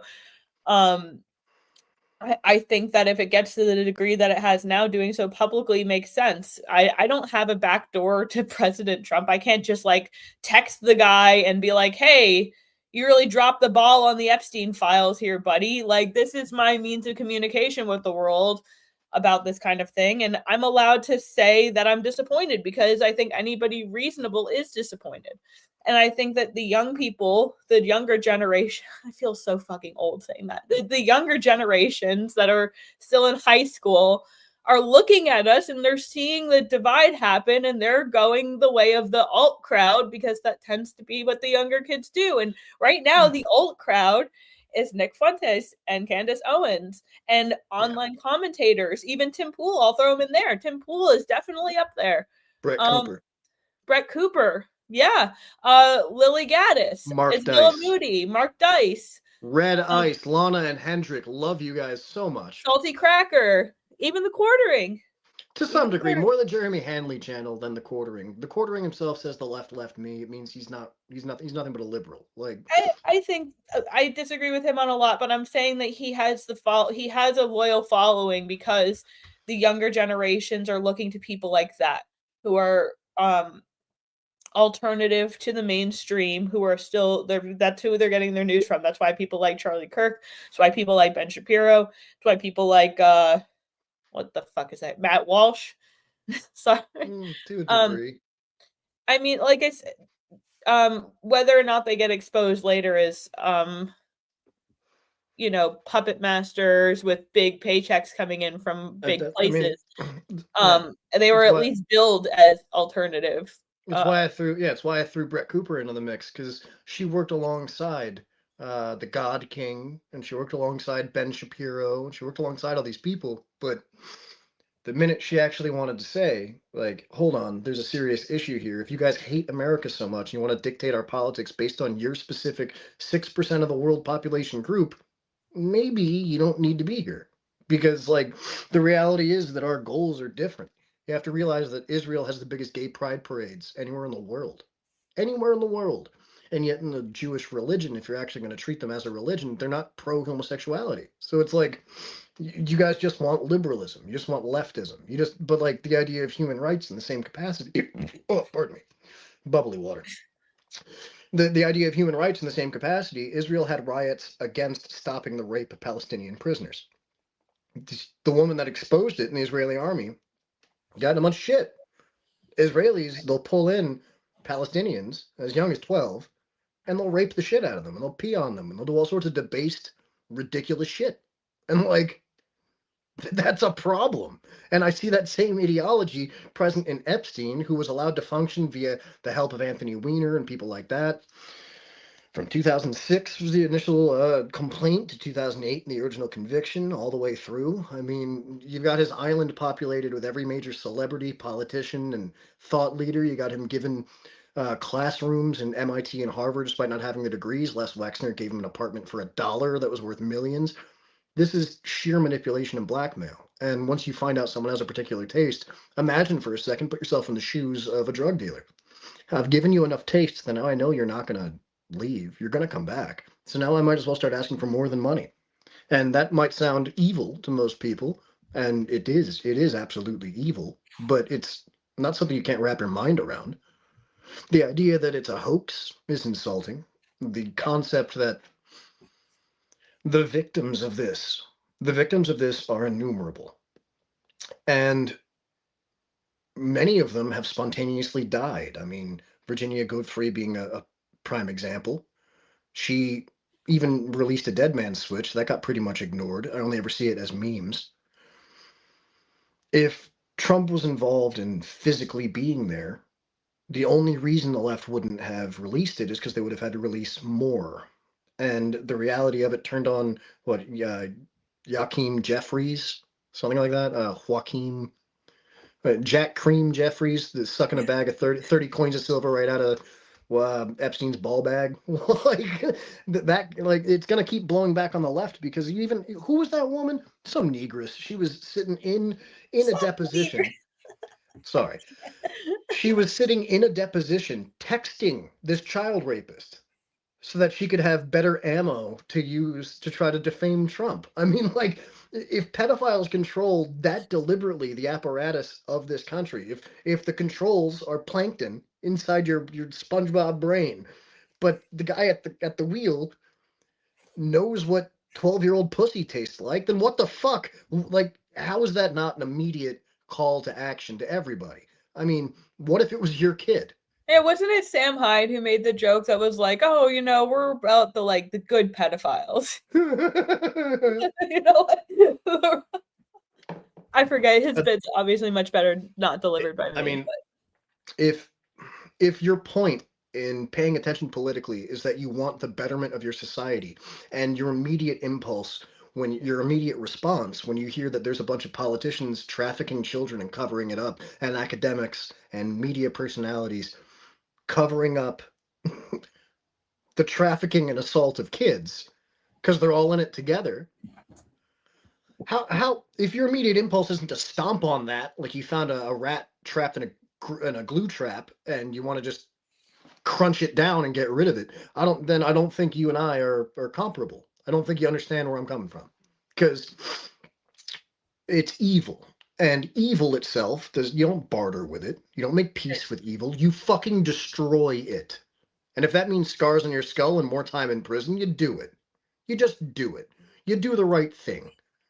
Not to bloviate, but I didn't have to do 3.5 years. Didn't have to. I could have just named names. And all this is would you rather name the names or be associated with them? And they all said, you know what? To name the names disrupts too many of my friends' lives. So they might have fucked a couple kids, but they're good people. What the fuck did you just say? Mm-hmm. All right, I'm going to take this opportunity before we reach too much longer. We have about 1,300 of you with us, which is terrific. Oh my goodness! If there was 1,300 people in my house, I couldn't host you. I would have a panic attack and call the police. But thank you guys for joining. While we have you here, make sure you're following us over at Warboy Studios. Make sure you're following Tim Talk6 on X and Tim Talk6 on Instagram. Make sure excuse me, make sure you're following Chief Bacher on X. Subscribe to me and him on X at you know me, at Culture as always. And I'm very excited to announce that we do have Chance joining us in just a few moments. So if everyone can go ahead and share this stream, we've got our guests finally ready to come on, and we're gonna do our last couple videos with him here. I need 2 minutes. Yeah, you need 2 minutes. Can you carry it for 2 minutes? It's just cold down here. I gotta get a jacket. You're good. Go get a jacket. All right, so it's just me for 2 here. I'm gonna take him off the screen. We don't need that there. All right, so again, we have Chance joining us in just a couple minutes. His handle on Instagram, I'm not sure if he's on X. I should have asked that before we had him on, but his handle on Instagram is CHANNSEE_. He is the host of Paint the Town Red podcast. It looks like he has his links available on his Instagram. Again, that's CHANNSEE_ on Instagram. You guys can go follow him here. He'll be joining us very shortly. Again, make sure you're following all of the War Boys. Make sure you're following me on X, on YouTube, on Instagram, and on TikTok, as well as Rumble. Make sure that you set an alarm for Mondays at 2:30 and Saturdays at 2:30, as well as next week officially, this time for real, we'll be starting the book club for the morning book club. And our first book, as you guys probably all remember, is The Essential Mind Kampf, available on dissidentminds.com. I do think on one of my posts where I was talking about doing the book club, somebody posted another link that I think might be a little bit more affordable. Either way, I would love to send support to Dissonant Minds. They're a great company. They're great people.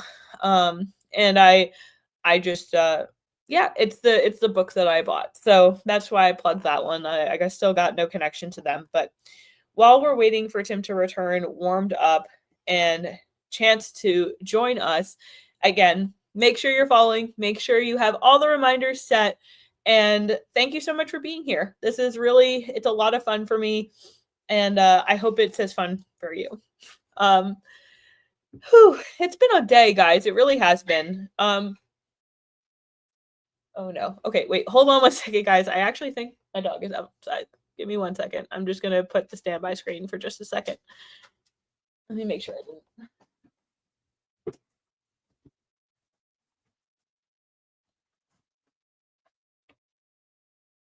From there. Come here.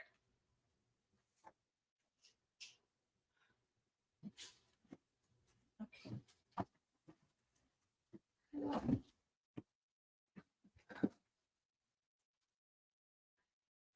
Sorry about that, guys. My dog got stuck in the chair in the next room. It sounded like he was outside.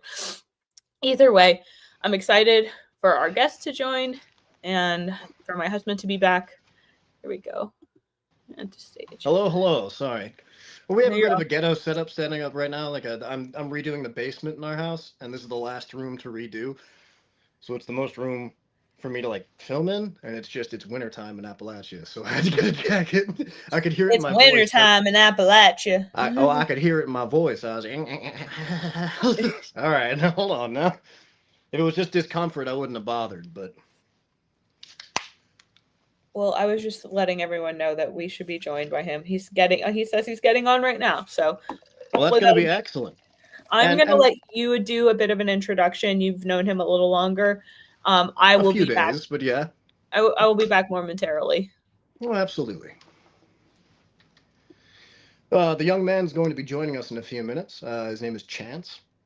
He, as I understand it, was pushed out from his own Republican Party. He was a member of it. I'm not going to dox him, but he can talk about where he's from on his own, West Coast based. He was pushed out because apparently his Republican Party was not so interested in a populist uprising movement. They weren't interested in protecting those that live here, those that are from here, those that belong here. Instead, the Republican Party was doing exactly what the Republican Party has been doing, which is pushing the status quo down the line and making sure that the party is big tent as big as possible. It's essentially the exact same thing as the Democrat Party recently.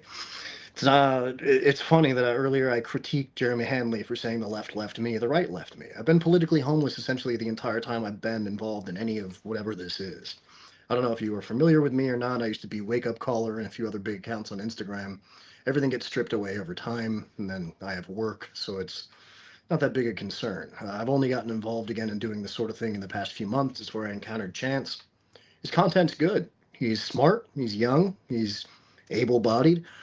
He's got some really fascinating lineage in his family line. I'll let him choose whether or not we can divulge that. But the fact that my ancestor, being John Singleton Mosby, is connecting with him and who his ancestor was, that's some interesting stuff. I think we need to get a third or a fourth in there and make the new Sons of the Revolution party. But it's just my concept, an idea. It's like AFNP. Americans for no parties. All foreigners need paddy wagons. Afraid? No, never mind. I don't know. I was going to come up with another one. It's a wonderful acronym. It's alien-flavored Nazi popsicles, you know, like Under the Ice. Admiral Byrd, all that. But to keep things serious, and I'm sure he's going to have a lot to contribute to this conversation because he pays attention politically, Marjorie Taylor Greene deciding that she has to leave the party. Oh, look, my brown dog. Hey, Max. Want to come up? Oh. Marjorie Taylor Greene deciding that she has to leave the party. Oh, stop it, stop it. Me being an animal abuser and a badass won't work if you're licking me.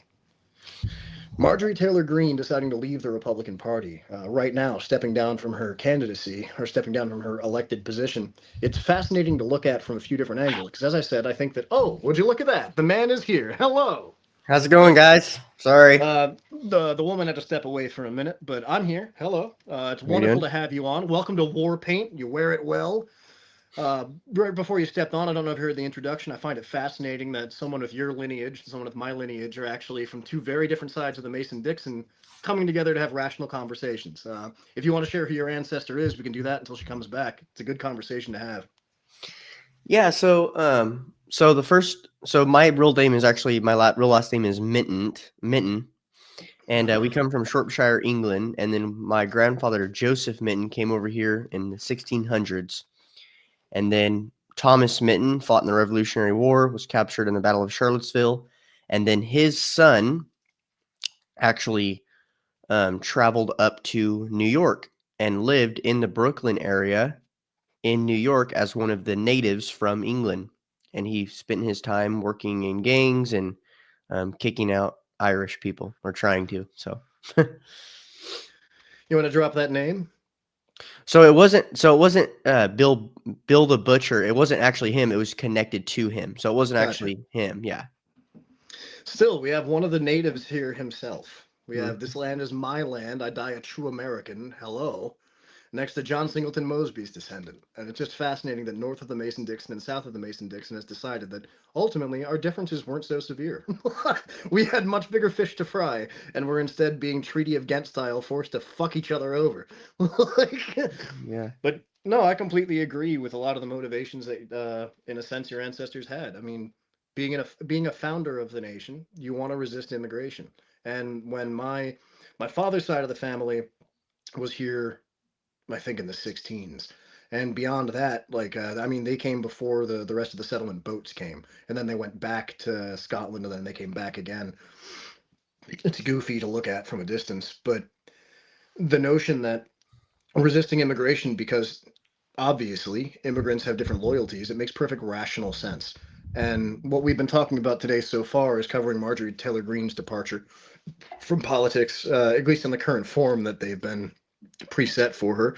In addition, we've been discussing the Esptien list reveal and why that's relevant, why more young people are shifting towards people like Tucker and Nick Fuentes and Milo Yiannopoulos in perspective online than listening to mainstream candidates. And I mentioned briefly that you were a member of a Republican Party in your area. I didn't dox where you're from. You can get into that on your own.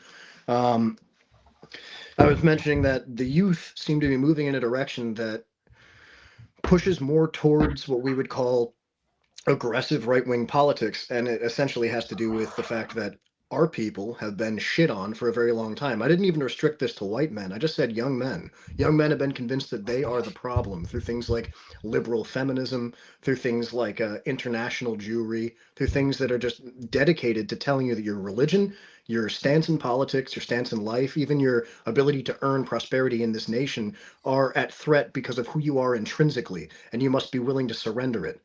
It's detestable for me to hear these concepts, but it's why so many other people, especially people younger than myself, are becoming very aggressively right wing. And it fills my heart with joy at the same time that it's going to break my heart when they realize there's not much you can do as a person being ruled over unless you really want to get involved. And a lot of people don't want to get involved because it scares them and they have other shit to do.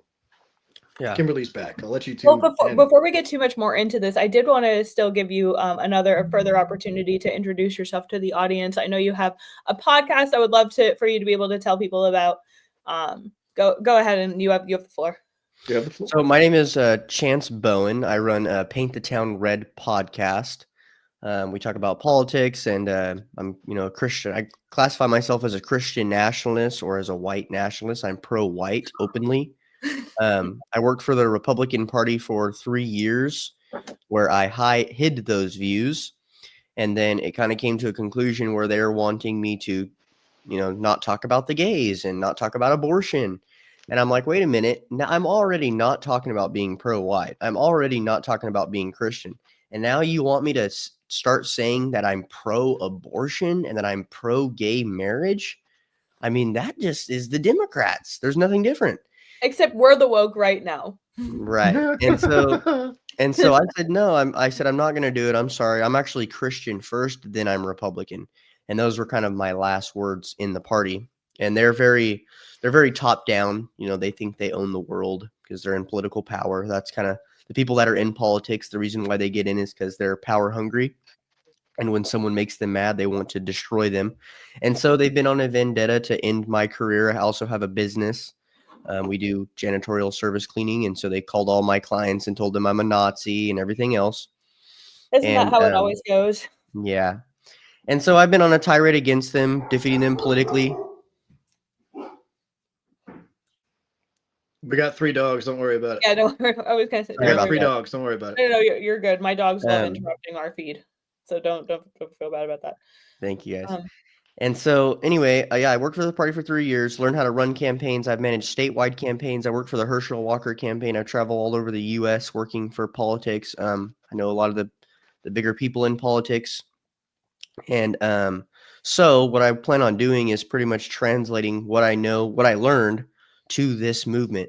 And what I've known that this movement, or that what they're doing with this movement, what they do with multiple movements that are and they do this on the left and the right, that are kind of swelling in the bottom, is they will try to dissipate them. That's what they will try to do. They will try to waste our time. They will try to drag things out because in their mind, you got to think from their perspective, they're old and they think, oh, these kids, this is just a fad. You guys ever heard that? Like, oh, this is a fad. Mm-hmm. And so they will try to just make it to where our movement has no traction for as long as they can. And then they think it's going to dwindle out. And so my main goal is securing our base and making sure we have like a security plan. So that way, even if they try to dwindle us, we're still going to be here and we're going to have positions of power. And what does that mean? That means putting in people in positions of power who are, you could call them groypers or whatever you want to call them, that are kind of hiding their power levels. It means people that are not hiding my levels, like you and I, getting in positions of power in the media, getting more views, things like this, expanding the Overton window. These are all the things that I've been working towards to do that. So. Well, I certainly wouldn't say that it's socially acceptable to be pro-white, but I feel like it is definitely heading in that direction. I know you have your experiences getting expelled from Republican groups for expressing pro-white ideology, but do you see that kind of similar trajectory? Yes, no doubt about it. I kind of have this thing where, like I said, there's differences in groups of people. It's like there's the people that hide their power level, and there's the people that don't. Obviously, all of us here, we're not hiding our power level. It's over for us, right? But everyone kind of says like, oh, man, this is like, aren't you worried? Like, man, you're going out there, you're saying these things. And, that is, is anyone mad at you? Or have you lost any of your clients or anything like that? The answer is yes, I have. I lost my job. I was a top consultant in this area. I've lost a lot of stuff. but I don't care because what replays in my head every night, all night long, is the video of that kid that I just recently watched, actually, that I did a review on it, where he goes up to the group of black kids and he says, "Well, you kicked me in my back." And then they go, "Have you seen that video?" I haven't. Then, yeah, and then the group of kids like confront him, and he says, "Well, because I guess they kicked him in the back, some kind of chunkier kid." He goes, "You kicked me in my back," and all these black kids go, "Ha ha ha!" And he turns around and walks off, and they come up behind him and they smack him in the ear. So he goes, "Ugh!" And he like turns around, he like starts running after the kid that smacked him, one of the little kids, and a big old like 16-year-old comes over the top of and side busts him, boom, hits him with a right hand right in the top of the head, and he just goes to the ground. And he's like, "Ah!" And he's like going this, and they're just all beating the crap out of him on the ground. And he like stands up and he's got blood just gushing from his face. Then the white parents go online and say that they're the ones who are sorry. And they bought the black family, the kid that side busted him, a bike. And the black father is caught on tape saying, "Well, we can't let the whites win," or something like that. "We can't let them win." Yep. That replays in my head over and over all night long on repeat, and I can't get it out of my head. And so I don't feel bad one bit. I feel like we're not going far enough. I feel like everybody's a bunch of, pretty much, for lack of a better term, they're a bunch of pussies that are not doing it. And I don't care how smart you think you are. You're so intelligent that our birth rate is now crumbling and our race is going extinct. You're geniuses. You're way smarter than all these dumb Nazis that are online exposing themselves. Wow, you're so smart. But guess what? You're going extinct. So actually, you're very dumb. You're so smart that you're dumb. And I just disagree with that. I disavow it entirely. Well, we were discussing it earlier. It's just like so ironic that we're the ones getting the woke right. But, they're the side that's still calling us Nazis. You're the side that's, you're the Nazi. Okay. People are just going to start wearing that. People are just going to say whatever to it. And the same way they are when they're saying, with being white nationalists. Yeah, I'm a white person and I'm proud to be a white person and I'm proud to live in America and I love my land. So I am a nationalist who is white and I am proud to be white. Mm-hmm. And to try to take that and make it dirty and make it about how that's about supremacy and about the oppression of the minorities. And I even see today a video of a black woman talking about how whites invented oppression. And it's just, people believe this garbage. So unless there are people like us who are willing to wear the labels, the no labels, this conversation is never gonna fucking happen. Yeah. 2 quick points on it. One, if you're watching us now, Kimmy said there was about 2,000 live. If you're watching it now, I want you to understand, hiding your power level in order to subvert your way into a position of authority, do it. Do it. If you have to, if you still can, not if you have to, if you still can, hide that sort of thing, that you feel this way, that you think the fact that there's a black caucus and a Jewish caucus and a Korean caucus and white people are told if they were to suggest having a white caucus, how do we protect the suburbs? How do the rural people protect themselves from ghetto inbreds from the city coming out deciding that lynching you is an entertainment thing they'll put on TikTok? If it doesn't bother you a bit that we're not even allowed to look out for ourselves, and that doing so is now, as Kimberly said, considered a dirty word, like if it's considered smeared in dirt, how do you expect to have a good, wholesome existence in this country for your descendants, your grandchildren, your children? If you think it's bad now, just wait. If you don't wake up, if we don't have a switch, if there isn't a turnover, 11% of the planet's population will drop to 7, drop to 4, and then anyone that's left that's even lightly unmelanated will be hunted. We condemn white nationalism, but we support black nationalism. BLM itself used to say that things like delaying gratification was a white trait. Owning a dog makes you a supremacist. Things like planning ahead, financial planning was considered whiteness, and whiteness must be abolished. If you really think about what they're saying, it's retarded. That doesn't make any fucking sense. It only makes sense if you view the world through a racially Marxist lens. And where do you inject that lens? College. And if we're going to be continually funding historically black colleges and continually funding liberal universities. Mommy daycare is also a big one. That's why core curriculum has been such a catastrophe. Absolutely.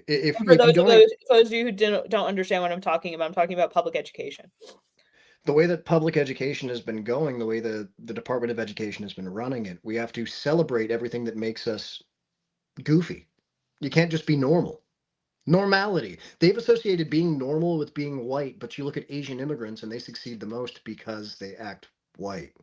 They keep their culture at home. They work hard outside. They're polite. They pick up litter. Well, that's what they're saying. I understand why people associate supremacy with being white, because they associate all these behaviors with being inherently white. When it's just like, like you say, like they're as far as IQ and stuff, Asians are often over achieving in comparison to the standard Caucasian. I do have a comment here. I want to field to our guest. Someone is saying, well, you should actually be proud of being human. I would like to allow you to respond to that, because I know how I want to respond, but I want to hear what you guys. It's funny they say that. I actually had a thought, because I was listening to a Joe Rogan podcast and it was talking about like how aliens are coming, and you got Aline Pauline going on and being like the Book of Enoch and aliens.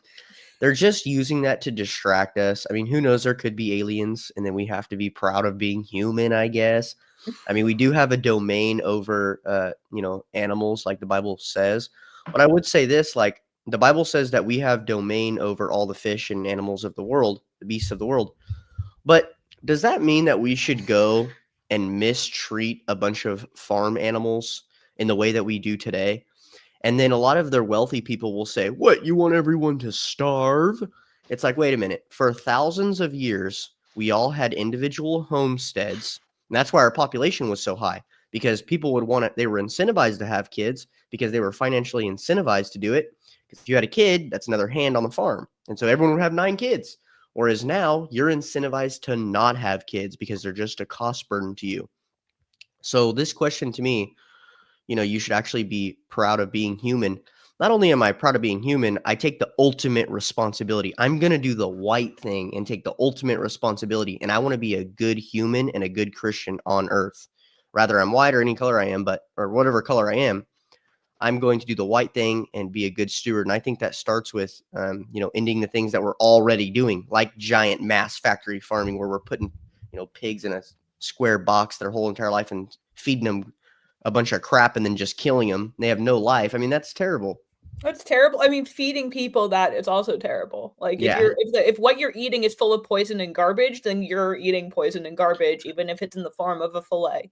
I mean, the argument this relates to me. This brings me right back to the argument we just heard about SNAP benefits. If you think that supplemental nutrition means soda and high fructose corn syrup snacks and processed dairy and processed carbs to the point that you can hold a torch to an Oreo and it won't ignite to get to 1500 degrees. If you think that's nutrition, you're retarded. The idea that SNAP isn't directly benefiting local farmers is ridiculous. There should be so many American farms that are told, hey, you're going to be given a supplement from the government to grow corn, potatoes, turnips, cabbage, lettuce, and if you can, eggs. Like put them when I was locked up, the eggs we got came pre-broken out of shell in a frozen bag. It's also what they give to the military. If you're going to get eggs, it's not just powdered. It's cracked out of the shell, put into a container, vacuum sealed and frozen. Gets to you, you unthaw it, you cook it, it's scrambled eggs. It's the exact same shit. If we can do that for inmates and we can do that for soldiers, why can't people on SNAP get a block of government cheese, but instead of being processed crap like actual government cheese was, where it wouldn't melt, even no matter how long you put fire to it, give them real food? Because I was bringing this up about prison earlier in today's stream. In prison, you're fed things that aren't nutritious, and a lack of nutrition causes the brain to literally shrink. When you get a lack of nutrition to the brain, you become more violent and hysterical. You're already locked in a condition where you're surrounded by people that are the most violent dregs of society. Why would you think that starving these people and giving them ramen noodles is going to make anything better? We've already established that prisons don't actually rehabilitate. No, the recidivism rate is like 97% likelihood to go back in. I would like to rein you back to the point of responding about proud of being a human versus proud of being a human. Okay. Proud of being just white. Proud of being a human. Okay. I'll sum it up this way. Your ancestors fought tooth and nail against wild animals and foreign tribes in Europe, and then in the new America, and then to now, in order to exist. Every single generation that has existed beforehand fought tooth and nail to get you here. The idea of disrespecting that lineage by saying, well, I might as well be replaced by someone from somewhere else. Why do you exist at all? Being a human, being just a mere human being, ignores every aspect and apparatus of genetic lineage at all. Like, the reason that whites develop nice cultures everywhere they are is the same reason that essentially Africans don't. It's because we went through the genetic memory steps of forming the Bronze Age, forming the medieval era, forming the Renaissance. Then we went through the Dark Ages. Then we had Enlightenment. We got to here because it is connected to our culture. Culture develops over time. If you're telling me we can inject a foreign culture and suddenly expect to shift, if we can get people who have no connection whatsoever to what we consider post Magna Carta Western theology, it's ridiculous. It's preposterous. And then we see it in crime statistics. It doesn't work. They come here and they don't know how to behave. It's like Well, they also misrepresent the crime statistics in order to inflate white crime when most of the people, I wouldn't say most, that's not fair, but a lot of the crimes that are reported or the data is stored and counted for are like obviously Hispanic or and not white. It's just, I mean, manipulation of statistics aside, you can see it. You know it. You know that you're in more trouble if you're on a bus with a guy that doesn't speak English at all and is looking at you menacingly, because where he comes from, no one would let their children or women around someone from a foreign tribe. But here he is being allowed around you. It causes a confusion in their brain. Like, you have Senegalese in England making TikToks laughing about how, like, hey, look, they put me in a hotel 100 yards from a school. They want me around their kids. That's well, I weird. mean, even Mamdani ran off of the idea of taxing white people more. Like, it's just, it's false and it's wrong to lie and say that it's any other race isn't permitted to have identity politics. Everybody is allowed to rally around being gay or being black or being Hispanic or fill in the blank. It cannot be white, though. And it's a concerted effort to demonize whites as an entire population. It's not just an American effort, that's a globalized effort, because there is an effort to reduce and minimize and potentially eliminate the white race. And if you're a white person and you acknowledge that this is happening, if you have woken up to the degree that you see this plan unfolding and you don't want to stand up and do something about it, there's something wrong. There's something wrong there. There's nothing about wanting to carry on your family's lineage that is inherently wrong for any individual group of people, and I reject the idea that I inherently hate everybody else because I'm pro-white. Yeah, that's the crux of the conversation I've seen up to recently online as well. It's like a lot of these people that are kind of finally waking up and are seeing a lot more pro-white rhetoric. They're going, "Hey, you can't be Christian and good morally and be pro-white." And then our argument is pretty simple. It's that, no, actually, it's immoral to not be pro-white, because God created white people, God created black people, and if you are of that group, you should try to preserve that, and you should work towards celebrating those differences, not belittling them. Right. Absolutely. So I was actually wondering, do you know much about like the groups like Return to the Land? I know of them. I don't know about them. So I know that they're, you know, they're a pro white organization, and the members have I think they have another community building, but they have an official functioning community in Arkansas. No blacks, no Hispanic, only whites only, and no gays and no Jews. I think this is the group. So no blacks, no gays, no Jews. Yeah, exactly. So with the existence, they were also attacked by the Arkansas Attorney General, trying to find reasons why their private membership would qualify as an illegal group, and they couldn't find anything. So with groups like this emerging, and we're actually members ourselves, do you think that like more people are going to be susceptible to this kind of thing when they see that there's communities of like-minded pro-white people starting to sprout up across the country? Yeah, there's a lot to look forward to. You know, when I left the party, the last thing I said too, I was like, hey, You know, you guys might think I'm crazy now, but in 10 years, demographics is going to be the #1 political topic because look at them changing. White people, as soon as we get back into a corner, as soon as we lose the majority, a lot more of us are going to wake up. Not because we're evil or because it's what we do. No, it's because out of necessity.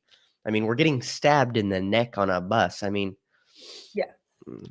You know, so yeah, I think so. And I think what's really cool too, what I even see, I'll even go a step further, which is kind of cool, is that I see other groups that are not white actually kind of applauding us in this path. I'm going to be honest with you, and I was not expecting it. You know, the Hispanics and even some of the blacks, not a lot, of course. There's only a few. Oh, I know I know quite a few black people who are very pro-white and very against the oppressive nature of what society does to. If it goes through well, we'll have a black guy on next week who's been dealing with the same shit. He has mixed race kids, and he's like, the idea that someone would look at my kids and be like, "You're white," and decide to be violent towards them is completely unacceptable. Like, yeah, but most people come to white societies, white countries, and they enjoy what they have available to them that's unavailable to them anywhere else. It's a level of meticulous care. It's a level of compassion. It's a level of, hey, we shouldn't have to tolerate or accept our city smelling like piss. We shouldn't have to tolerate or accept garbage everywhere. But if you import cultures where it's not important to have a positive outlook, nor important to have a hygienic existence, you're going to end up falling into what New York has fallen into, where now it's repulsive and repugnant. I mean, you go into areas where it should be glorious and glamorous. It should be the golden age, the gilded age. People should look at these major cities from foreign countries or from within here and be like, I can't wait to go vacation there. I want to go see the Paris of America. Instead, now we turn these places, because they're liberal strongholds and because liberalism is communism. It believes that every individual group needs to be catered to, protected, and hand-fed. No one should have to earn anything on their own. This notion is anti-white within itself. We didn't come here and inherit a built society. We came here and we were warred against by savages who were cannibals and genocidal, and they wanted nothing more than our destruction because we existed. They sided against us 3 times. They lost 3 times. The idea that they were given plots of land on their own is commendable to a degree, because I can't sit here and say every Native American was a bloodthirsty cannibal savage. I can't say every I'll say black. I can't sit here and say that every black, is or was a criminal piece of shit. I can't say every Hispanic I meet is I wish I had some Asians in there. It's like one Asian guy, one Vietnamese, but a lot of Hispanics. We're looking for you. If you're Asian, if you're Asian and you want to be my bud, I need some more Asians. But I know an Asian. I know a Mongolian that you guys would love. He's awesome. That's great. Awesome. I mean, I'm friends with the We'll add him to the crew. Yeah. I'm friends with the Vietnamese guy, but I can't dox him because he's YouTube famous. But like, it's like they get this. A lot of other groups get this, and I don't hate anyone for being who they are. I hate them for hating who I am and telling me that my children are going to have to grow up in a world where they're targeted because of their fucking race. It's insane. And I'm not walking around. I don't do jobs at black houses and be like, I'm going to fuck this up because you're black. That doesn't make any fucking sense. Can you just like, can you just chill? And if we're just asking for everybody to have basic equality, that ship has sailed. They think equality means equality of outcome, not equality of opportunity. And that means that if you don't work hard, you should be given a house. It doesn't make any fucking sense. Sorry for cussing so much, but it's just... That's fine. I've got 2 more videos for us to respond to. They're real quick. They're both concerning the Biden administration's handling of the Esptien case.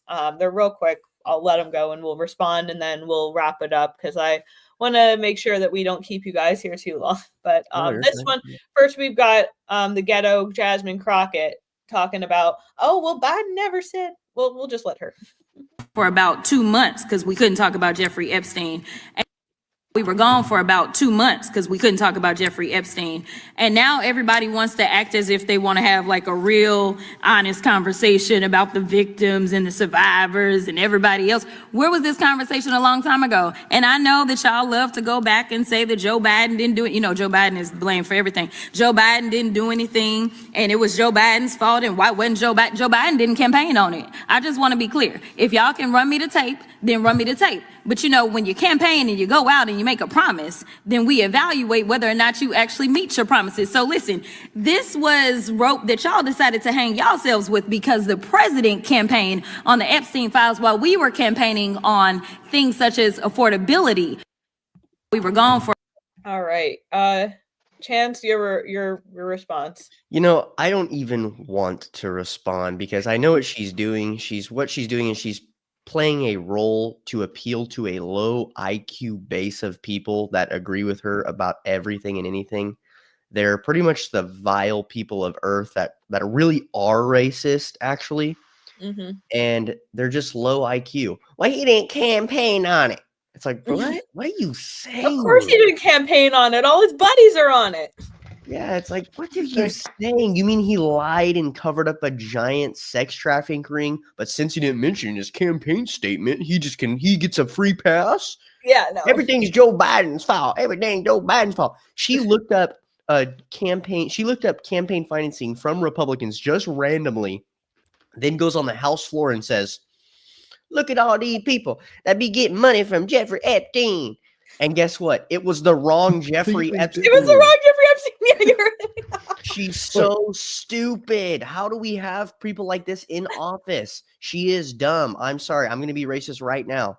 What do you talk about when it comes to like blacks having low IQ?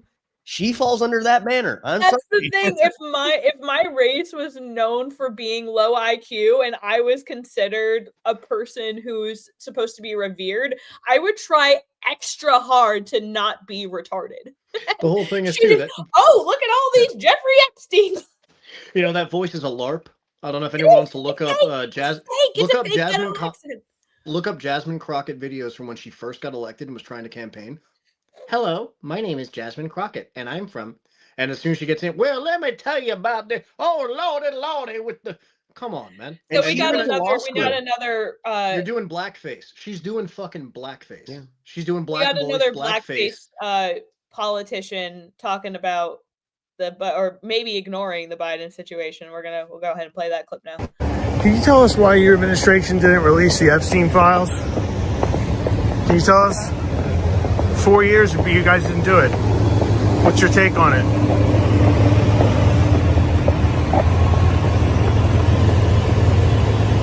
Madam Vice President, can you tell us why your administration? Yeah, no reply, nothing. She wasn't told to. I mean, everyone knows that she was hired in to be the shot of coffee into the glass of milk that was Joe Biden. He's a white Protestant who celebrated the replacement of European white stock in this country. He's on film doing it over and over. In the next few years, that this country's majority won't be white stock, won't be European stock, and that's a good thing. European stock is the term he used because they see us as chattel.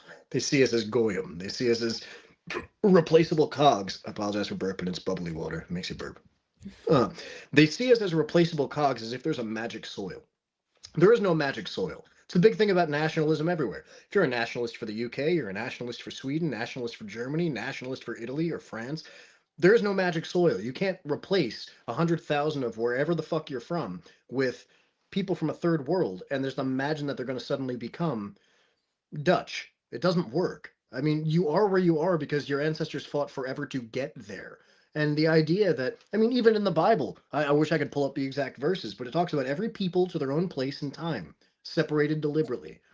Someone has come in with a very controlling wand and started forcing people together that had no business being together and didn't want to be together. If you want to improve Africa, you want to improve Sri Lanka, you go to Sri Lanka or Africa and you improve it. You don't tell them, abandon all of your roots. Best and finest here. Abandon all of your roots, abandon every aspect of what makes you you, and go to another country and then demand they change to accommodate you.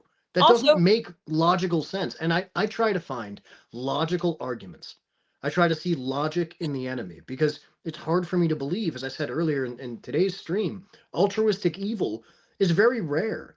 There aren't people who wake up and say, I want to do evil. Everyone justifies what they're doing in their own mind. It's a natural human reaction. I justify what I say and what I do because I think that I'm right, and I have yet to see evidence to tell me otherwise. And instead of actual evidence of any sort, what I'm met with is you can't think that because of who you are intrinsically. And I've got kids, and I plan on having a lot more kids. So the idea that you're going to tell me that my kids are at fault because of who they are genetically, while you move to my country and pervert my culture, fuck you. Yeah. Yes, someone in the comments, Miss Campbell, she said, speak up. We got to speak up. I fear for my kids. I think what we could, I guess we could go into kind of some of the things I've been working on, kind of an action plan, if you Yeah, guys feel would free. allow me to. Of course. So, what I think we should do, if you can, not everyone should do this, but maybe some of us could, is you could get together with some of your friends, even, 5 to 10, meet up and start a political club. This club, you could call it, we're calling ours Bakersfield First, which is it's the city that I'm from in California. We're calling it Bakersfield First, right? Like America First. You could call it whatever you want. And then what you're going to do is you're going to identify all of the local political clubs that are tied to the Republican Party or the Republican Central Committee in your area. Now, the Republican Central Committee, think of that as like the rock that holds your county together, okay? And that they communicate directly with the federal party and the state party as well. And they get money and resources and everything from them, but not much. They mostly get all their money from the politicians and the donors from that county. They control the city council and the supervisor districts and all their appointees for all the different organizations, all the different nonprofits around the city. That's where all the money comes from. So at this party, the way they get elected and they keep their power is they have these little groups attached to them. Their names are sometimes the Young Republicans, Republican Women. There'll be like an acronym like GBRA. These different political groups that they're responsible for knocking on doors, making phone calls, raising money from the donors, having parties, hosting events, doing fundraisers, things like this. And what you're going to do is that those groups have a board of 5 members. It's usually the chair, vice chair 2, treasurer, and secretary. And they have elections every year. The main rock of the party only has elections every 4 years. And there's about, we'll say 50 members in the main rock, and they all have equal power. Besides, there is a chair and everything too for that group. But your end goal is to take over that group. But first, you have to take over the small groups, the Young Republicans, right? And so you and 5 friends get together, sign up, put each other in the board, and start moving and gaining money, getting in touch with the donors and doing things. And it's fun. You learn talking skills, you learn organization skills, you make a lot of, meet a lot of people, you do a lot of networking. If you have business, it's a really good thing to do for business. And you also can fight for your nation in this way. If we do that in 4 years and we work super hard, 3 years, if we work super hard, we can eventually take over that county-wide party. If you can take over that county-wide party, if you take over all the small groups, you gain a bunch of membership, you build your Bakersfield First Club into like 60 members and you're taking over every club, and then you run in 3 years for the Central Committee and you take it over, you will have actively taken over your local party. And if you can do that, and we all can do that, we're going to start sending Congress members to Congress that will start saying, hey, you know what?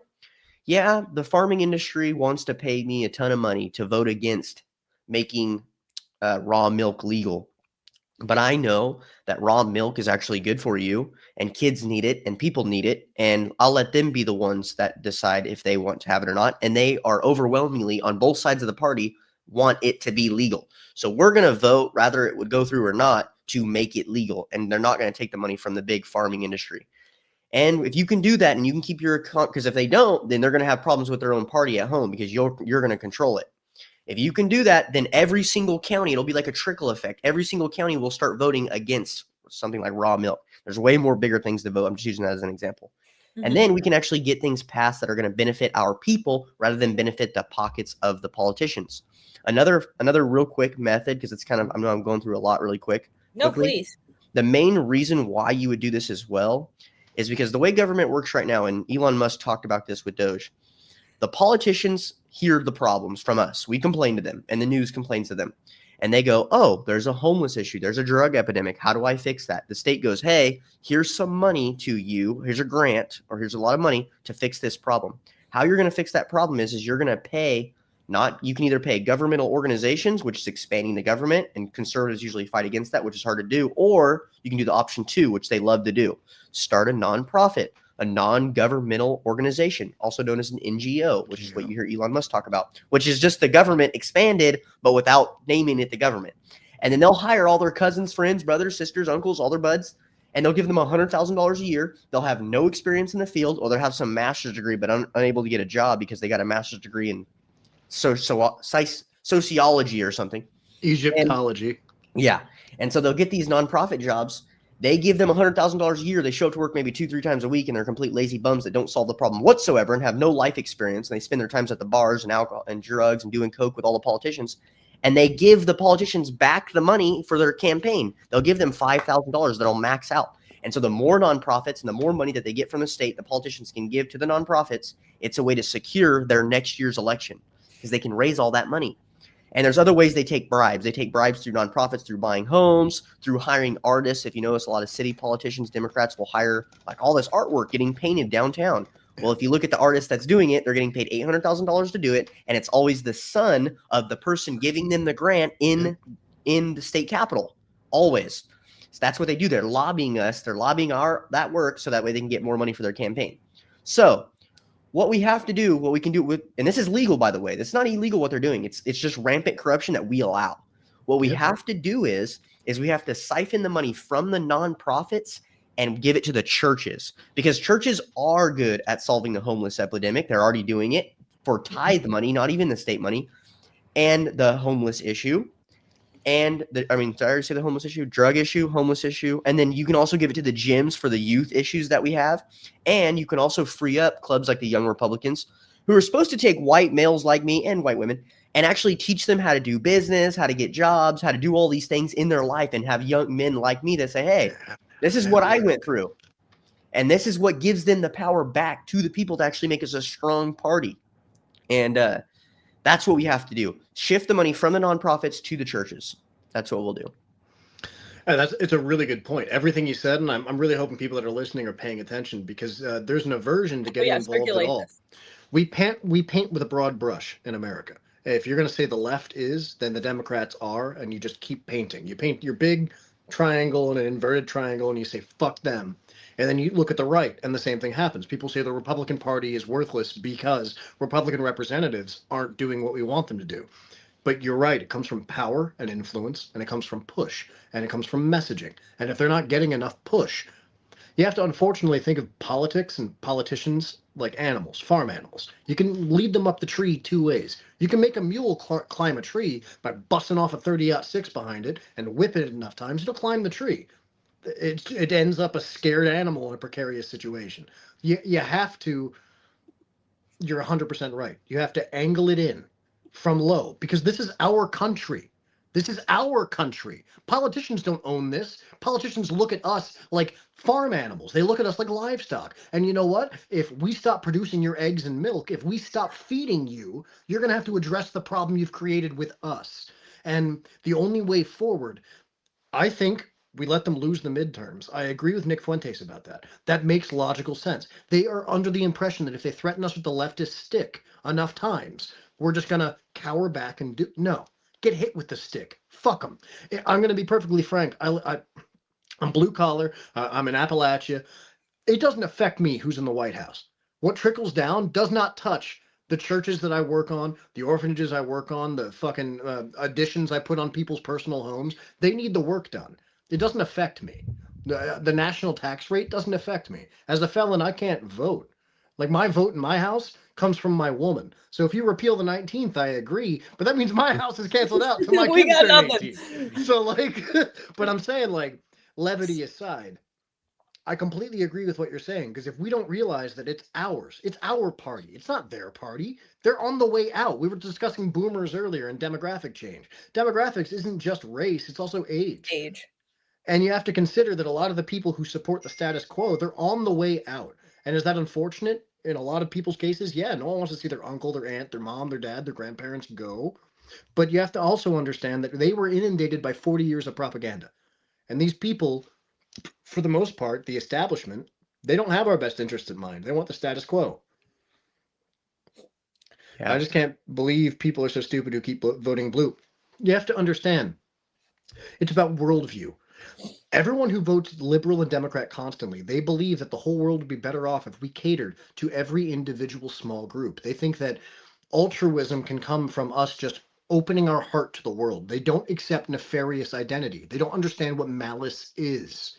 They don't get it because it's not in them. Just because you're not evil, just because you don't ever get the urge to grab someone by the throat and headbutt them until one of you goes unconscious, doesn't mean someone else doesn't have that urge. And I can see Chance has the same urge sometimes, but we control it because we're white people. I have not committed assault in 8 years, and I don't plan on doing it again because I learned from my lesson. So like the idea that most people get confused on is I don't want to be mean.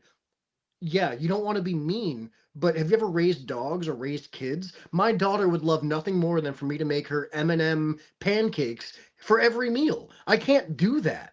It doesn't it's my responsibility not to behave that way. So for someone else to say it's cruel, cruelty is necessary on occasion. What you consider cruelty could actually be compassion. It's the reason that we installed those liberal nose rings, the septum rings. We can say up septum ring detected, opinion disregarded. Like the reason that piercing exists is to lead a farm animal somewhere it doesn't want to go. That the political system has been using fear of the opposite party to do that for decades. Yep. And if we just say, hey, wait a minute, I can let you rip this thing out of my nose, and then you could never bring me anywhere again. Take a moment of pain for a lifetime of progress. Because if the bull realized it could just rip back, go ow, and then gore the farmer, it's over. So, like, stop being conditioned by pain. Pain is part of life. The struggle and suffering build strength. They build progress. You have to steer into the skid. We've been so conditioned to believe that we are beaten into kowtowing that you understand. You understand. What's interesting too is that our grandparents always tell us, you've probably heard this, everyone's probably heard this.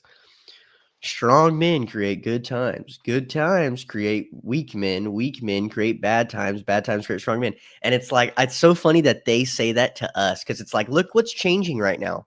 They're totally race blind. They're totally driven by what the other party says about them. They're totally individualistic and they're totally materialistic. And that's why we're in the position we're in, because the people that are in positions of power care more about money than they care about raising the youth and investing in the youth. That's why we're in the position we're in. We've been betrayed, and it's so obvious now, and we've woken up, and it's taken 2 or 3 generations. I think millennials are getting a little bit of it, and I think the Gen X's even kind of know it because they've been screwed by the boomers too. But Gen Z is like, okay, that is it. We're not moving another inch. Like, we're not. And we're gonna say the N-word. I'm sorry, but it feels good, but it's also, it's just funny. They call us everything that they are. Yeah, it's literally the introduction of the book The Big Lie. It explains basically, like, when you want to deflect what you're doing, you accuse somebody else of what you're doing, so that they look over there. The Big Lie. The Big Lie. Not a bad one. Not a bad one at all. I could sit here and give you my library next to me, but The Big Lie is a good one. Well, I do want to leave us with some closing words. We'll do Tim and then Chance, because I want you to be able to have the final word, and then please let us know where to follow you and everything after that. But this is where we'll wrap up. So Tim, will have your final words, and then we'll end with Chance. And then I'll kick you guys out and do my thing, but we'll let you guys wrap up first. Well, look, it's always wonderful to have conversations with people. I'm glad you're able to make it. I'm sorry the EST didn't stick well enough in your big fucking head. Eastern Standard Time, but that's fine. No, I love having conversations with other people with differing perspectives. I can be told I'm a knucklehead. I can be told I'm right. I can be told I'm brilliant. I can be told I'm retarded. I know that I'm speaking my truth. To use a cringe phrase, this is my truth, and this is all that matters. But no, really, I'm telling the truth. And I'd love to be met with a counter narrative, but you don't get met with that from the left. So it comes to the right to argue with the right. Because if you're not in the mood to just hear empty ad hominem, you can't argue with people who view your entire worldview as heretical. Heretical to theirs, heretical to your own, heretical to the public good. If you understand that the country is moving in a direction it shouldn't be, you need to do something about it. Because in the same way that, like I just said, whoever's in the White House doesn't affect me, the midterms won't affect me, ultimately it will affect our country. And going forward, if we don't apply carrot and stick the same way it's been applied to us, then we're left bereft of anyone to represent us. And in a representative democracy like this, we have no choice but to take action. And there's plenty of people who feel impotent. They feel completely incapable. You are capable. Like I said about the bull analogy, if the bulls decided to rip their noses free, the farmer is fucked. So you've got to decide to undergo a little pain. You gotta choose a little bit of suffering. You gotta tighten the belt just a bit and be willing to endure the snow. And in the spring, you get to plant whatever the fuck you want. You get to do what you need to do. No one should feel incapable of changing their own destiny. You are the architect of your own destiny. Tomorrow you could invent the new cell phone or you could kill yourself. It's up to you. Like, just realize you're not powerless. Human beings are capable of so much. And anyone watching, man, woman, white, black, brown, or otherwise, it's up to you. And I believe in you. I'm team human 100%. I think we are totally capable of overcoming this. And you want me to Dunbar's number down what part of humanity I'm a part of or a team fan of? We can do that, but it's an unnecessary game. I'm saying you're capable. You're actually capable. You don't have to be a spectator. This is not a spectator sport. This is your fucking future. This is your life. And I believe you can change it for the better. I'll end with that. Tim Talk 6. Don't got a lot going on other than coming here Monday and Saturday and building other people's houses. When the snow starts, I can do that too. But for the most part, I'm just being a dad and a husband and a guy. And this is my country. And I want nothing more than for you people to be engulfed in love and happiness. We deserve it.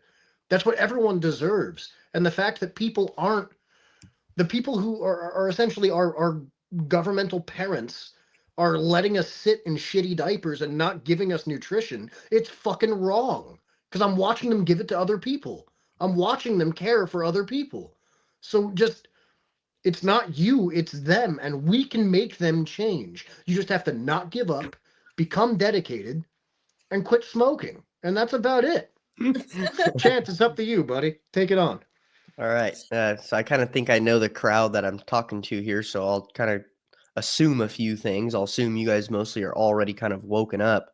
I think I'd really like to have a come to Jesus moment right now is what they say, right? It's where, you know, we realize that there has been past movements just like ours many times throughout history, and they have failed horribly. They've been persecuted, killed, made to be the most vile, worthless people. A lot of our ancestors fall in those categories.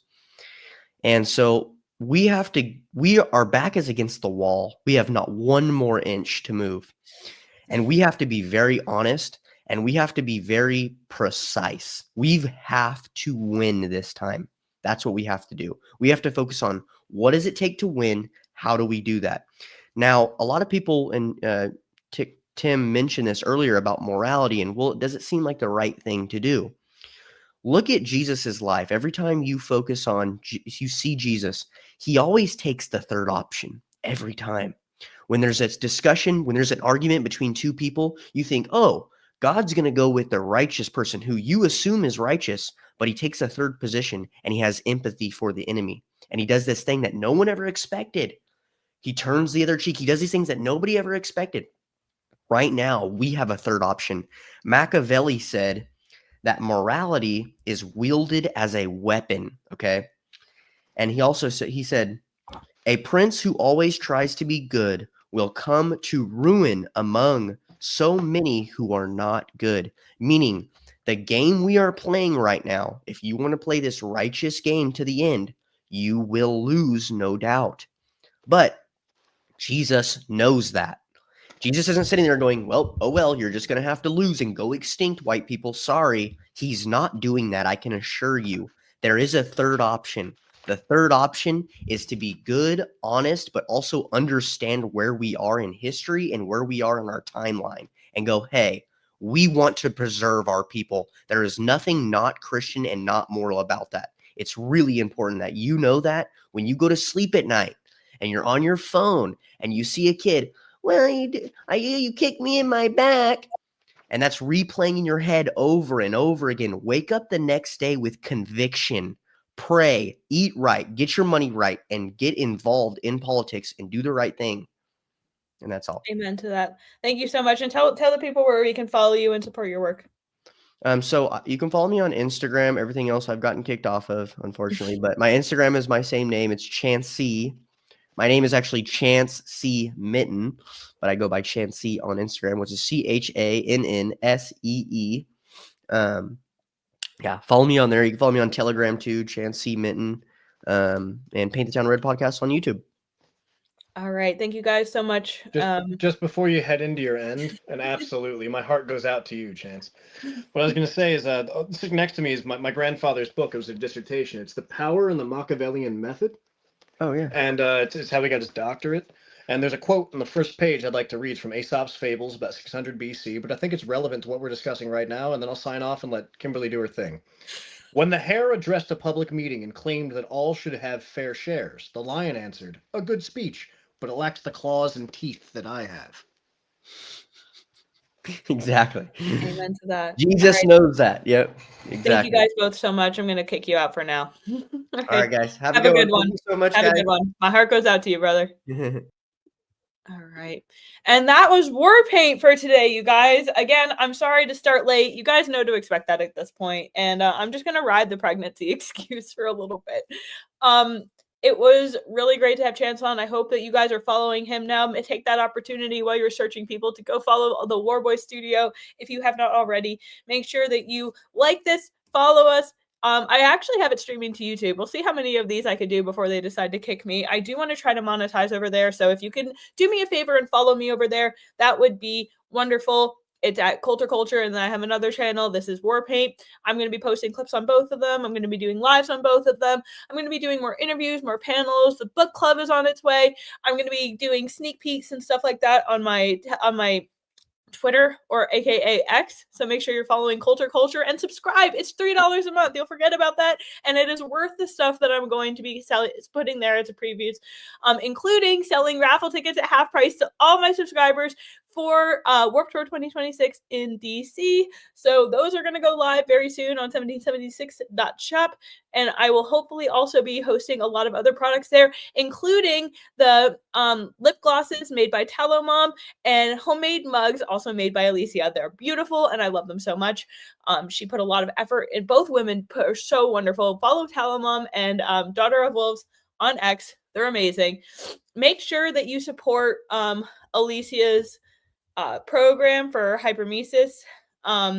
She is very knowledgeable and very great. And I really hope that she helps a lot of women. I think she has the capability of helping a lot of women. Make sure that you are tuned in next Thursday because we're going to be going over the Essential Mein Kampf. Make sure that you are here on Monday. We're going to have another great show lined up for you. And just thank you for being here. It's been really great. I love doing this for you guys, and it's impossible without your support. So thank you to all the people who already subscribe. Thank you to the people who are going to, and even just for the likes and follows. It really goes a long way. This show has grown so much. When we started, there was maybe 200, 500, and we're ending most shows around 2,000 now. And with that trajectory, who knows where we can go. I would love to be able to do this as often as possible for you guys. I love hanging out, and I love bringing real news and bringing real people who have interesting things to say, no matter how controversial. Remember, if you're not pissing people off, how can you say you're pro free speech? Pro free speech. Can I even speak English? I don't know. I really wonder that sometimes. Anyway, I'm very grateful. It's another beautiful day. We're really blessed to have this platform, and thank Enrique Tario for that, because without him, we're just a bunch of idiots yelling into the void. So thanks again for joining WARPAINT. It is a pleasure, and I will see you guys on Monday. I hope that you wore it well.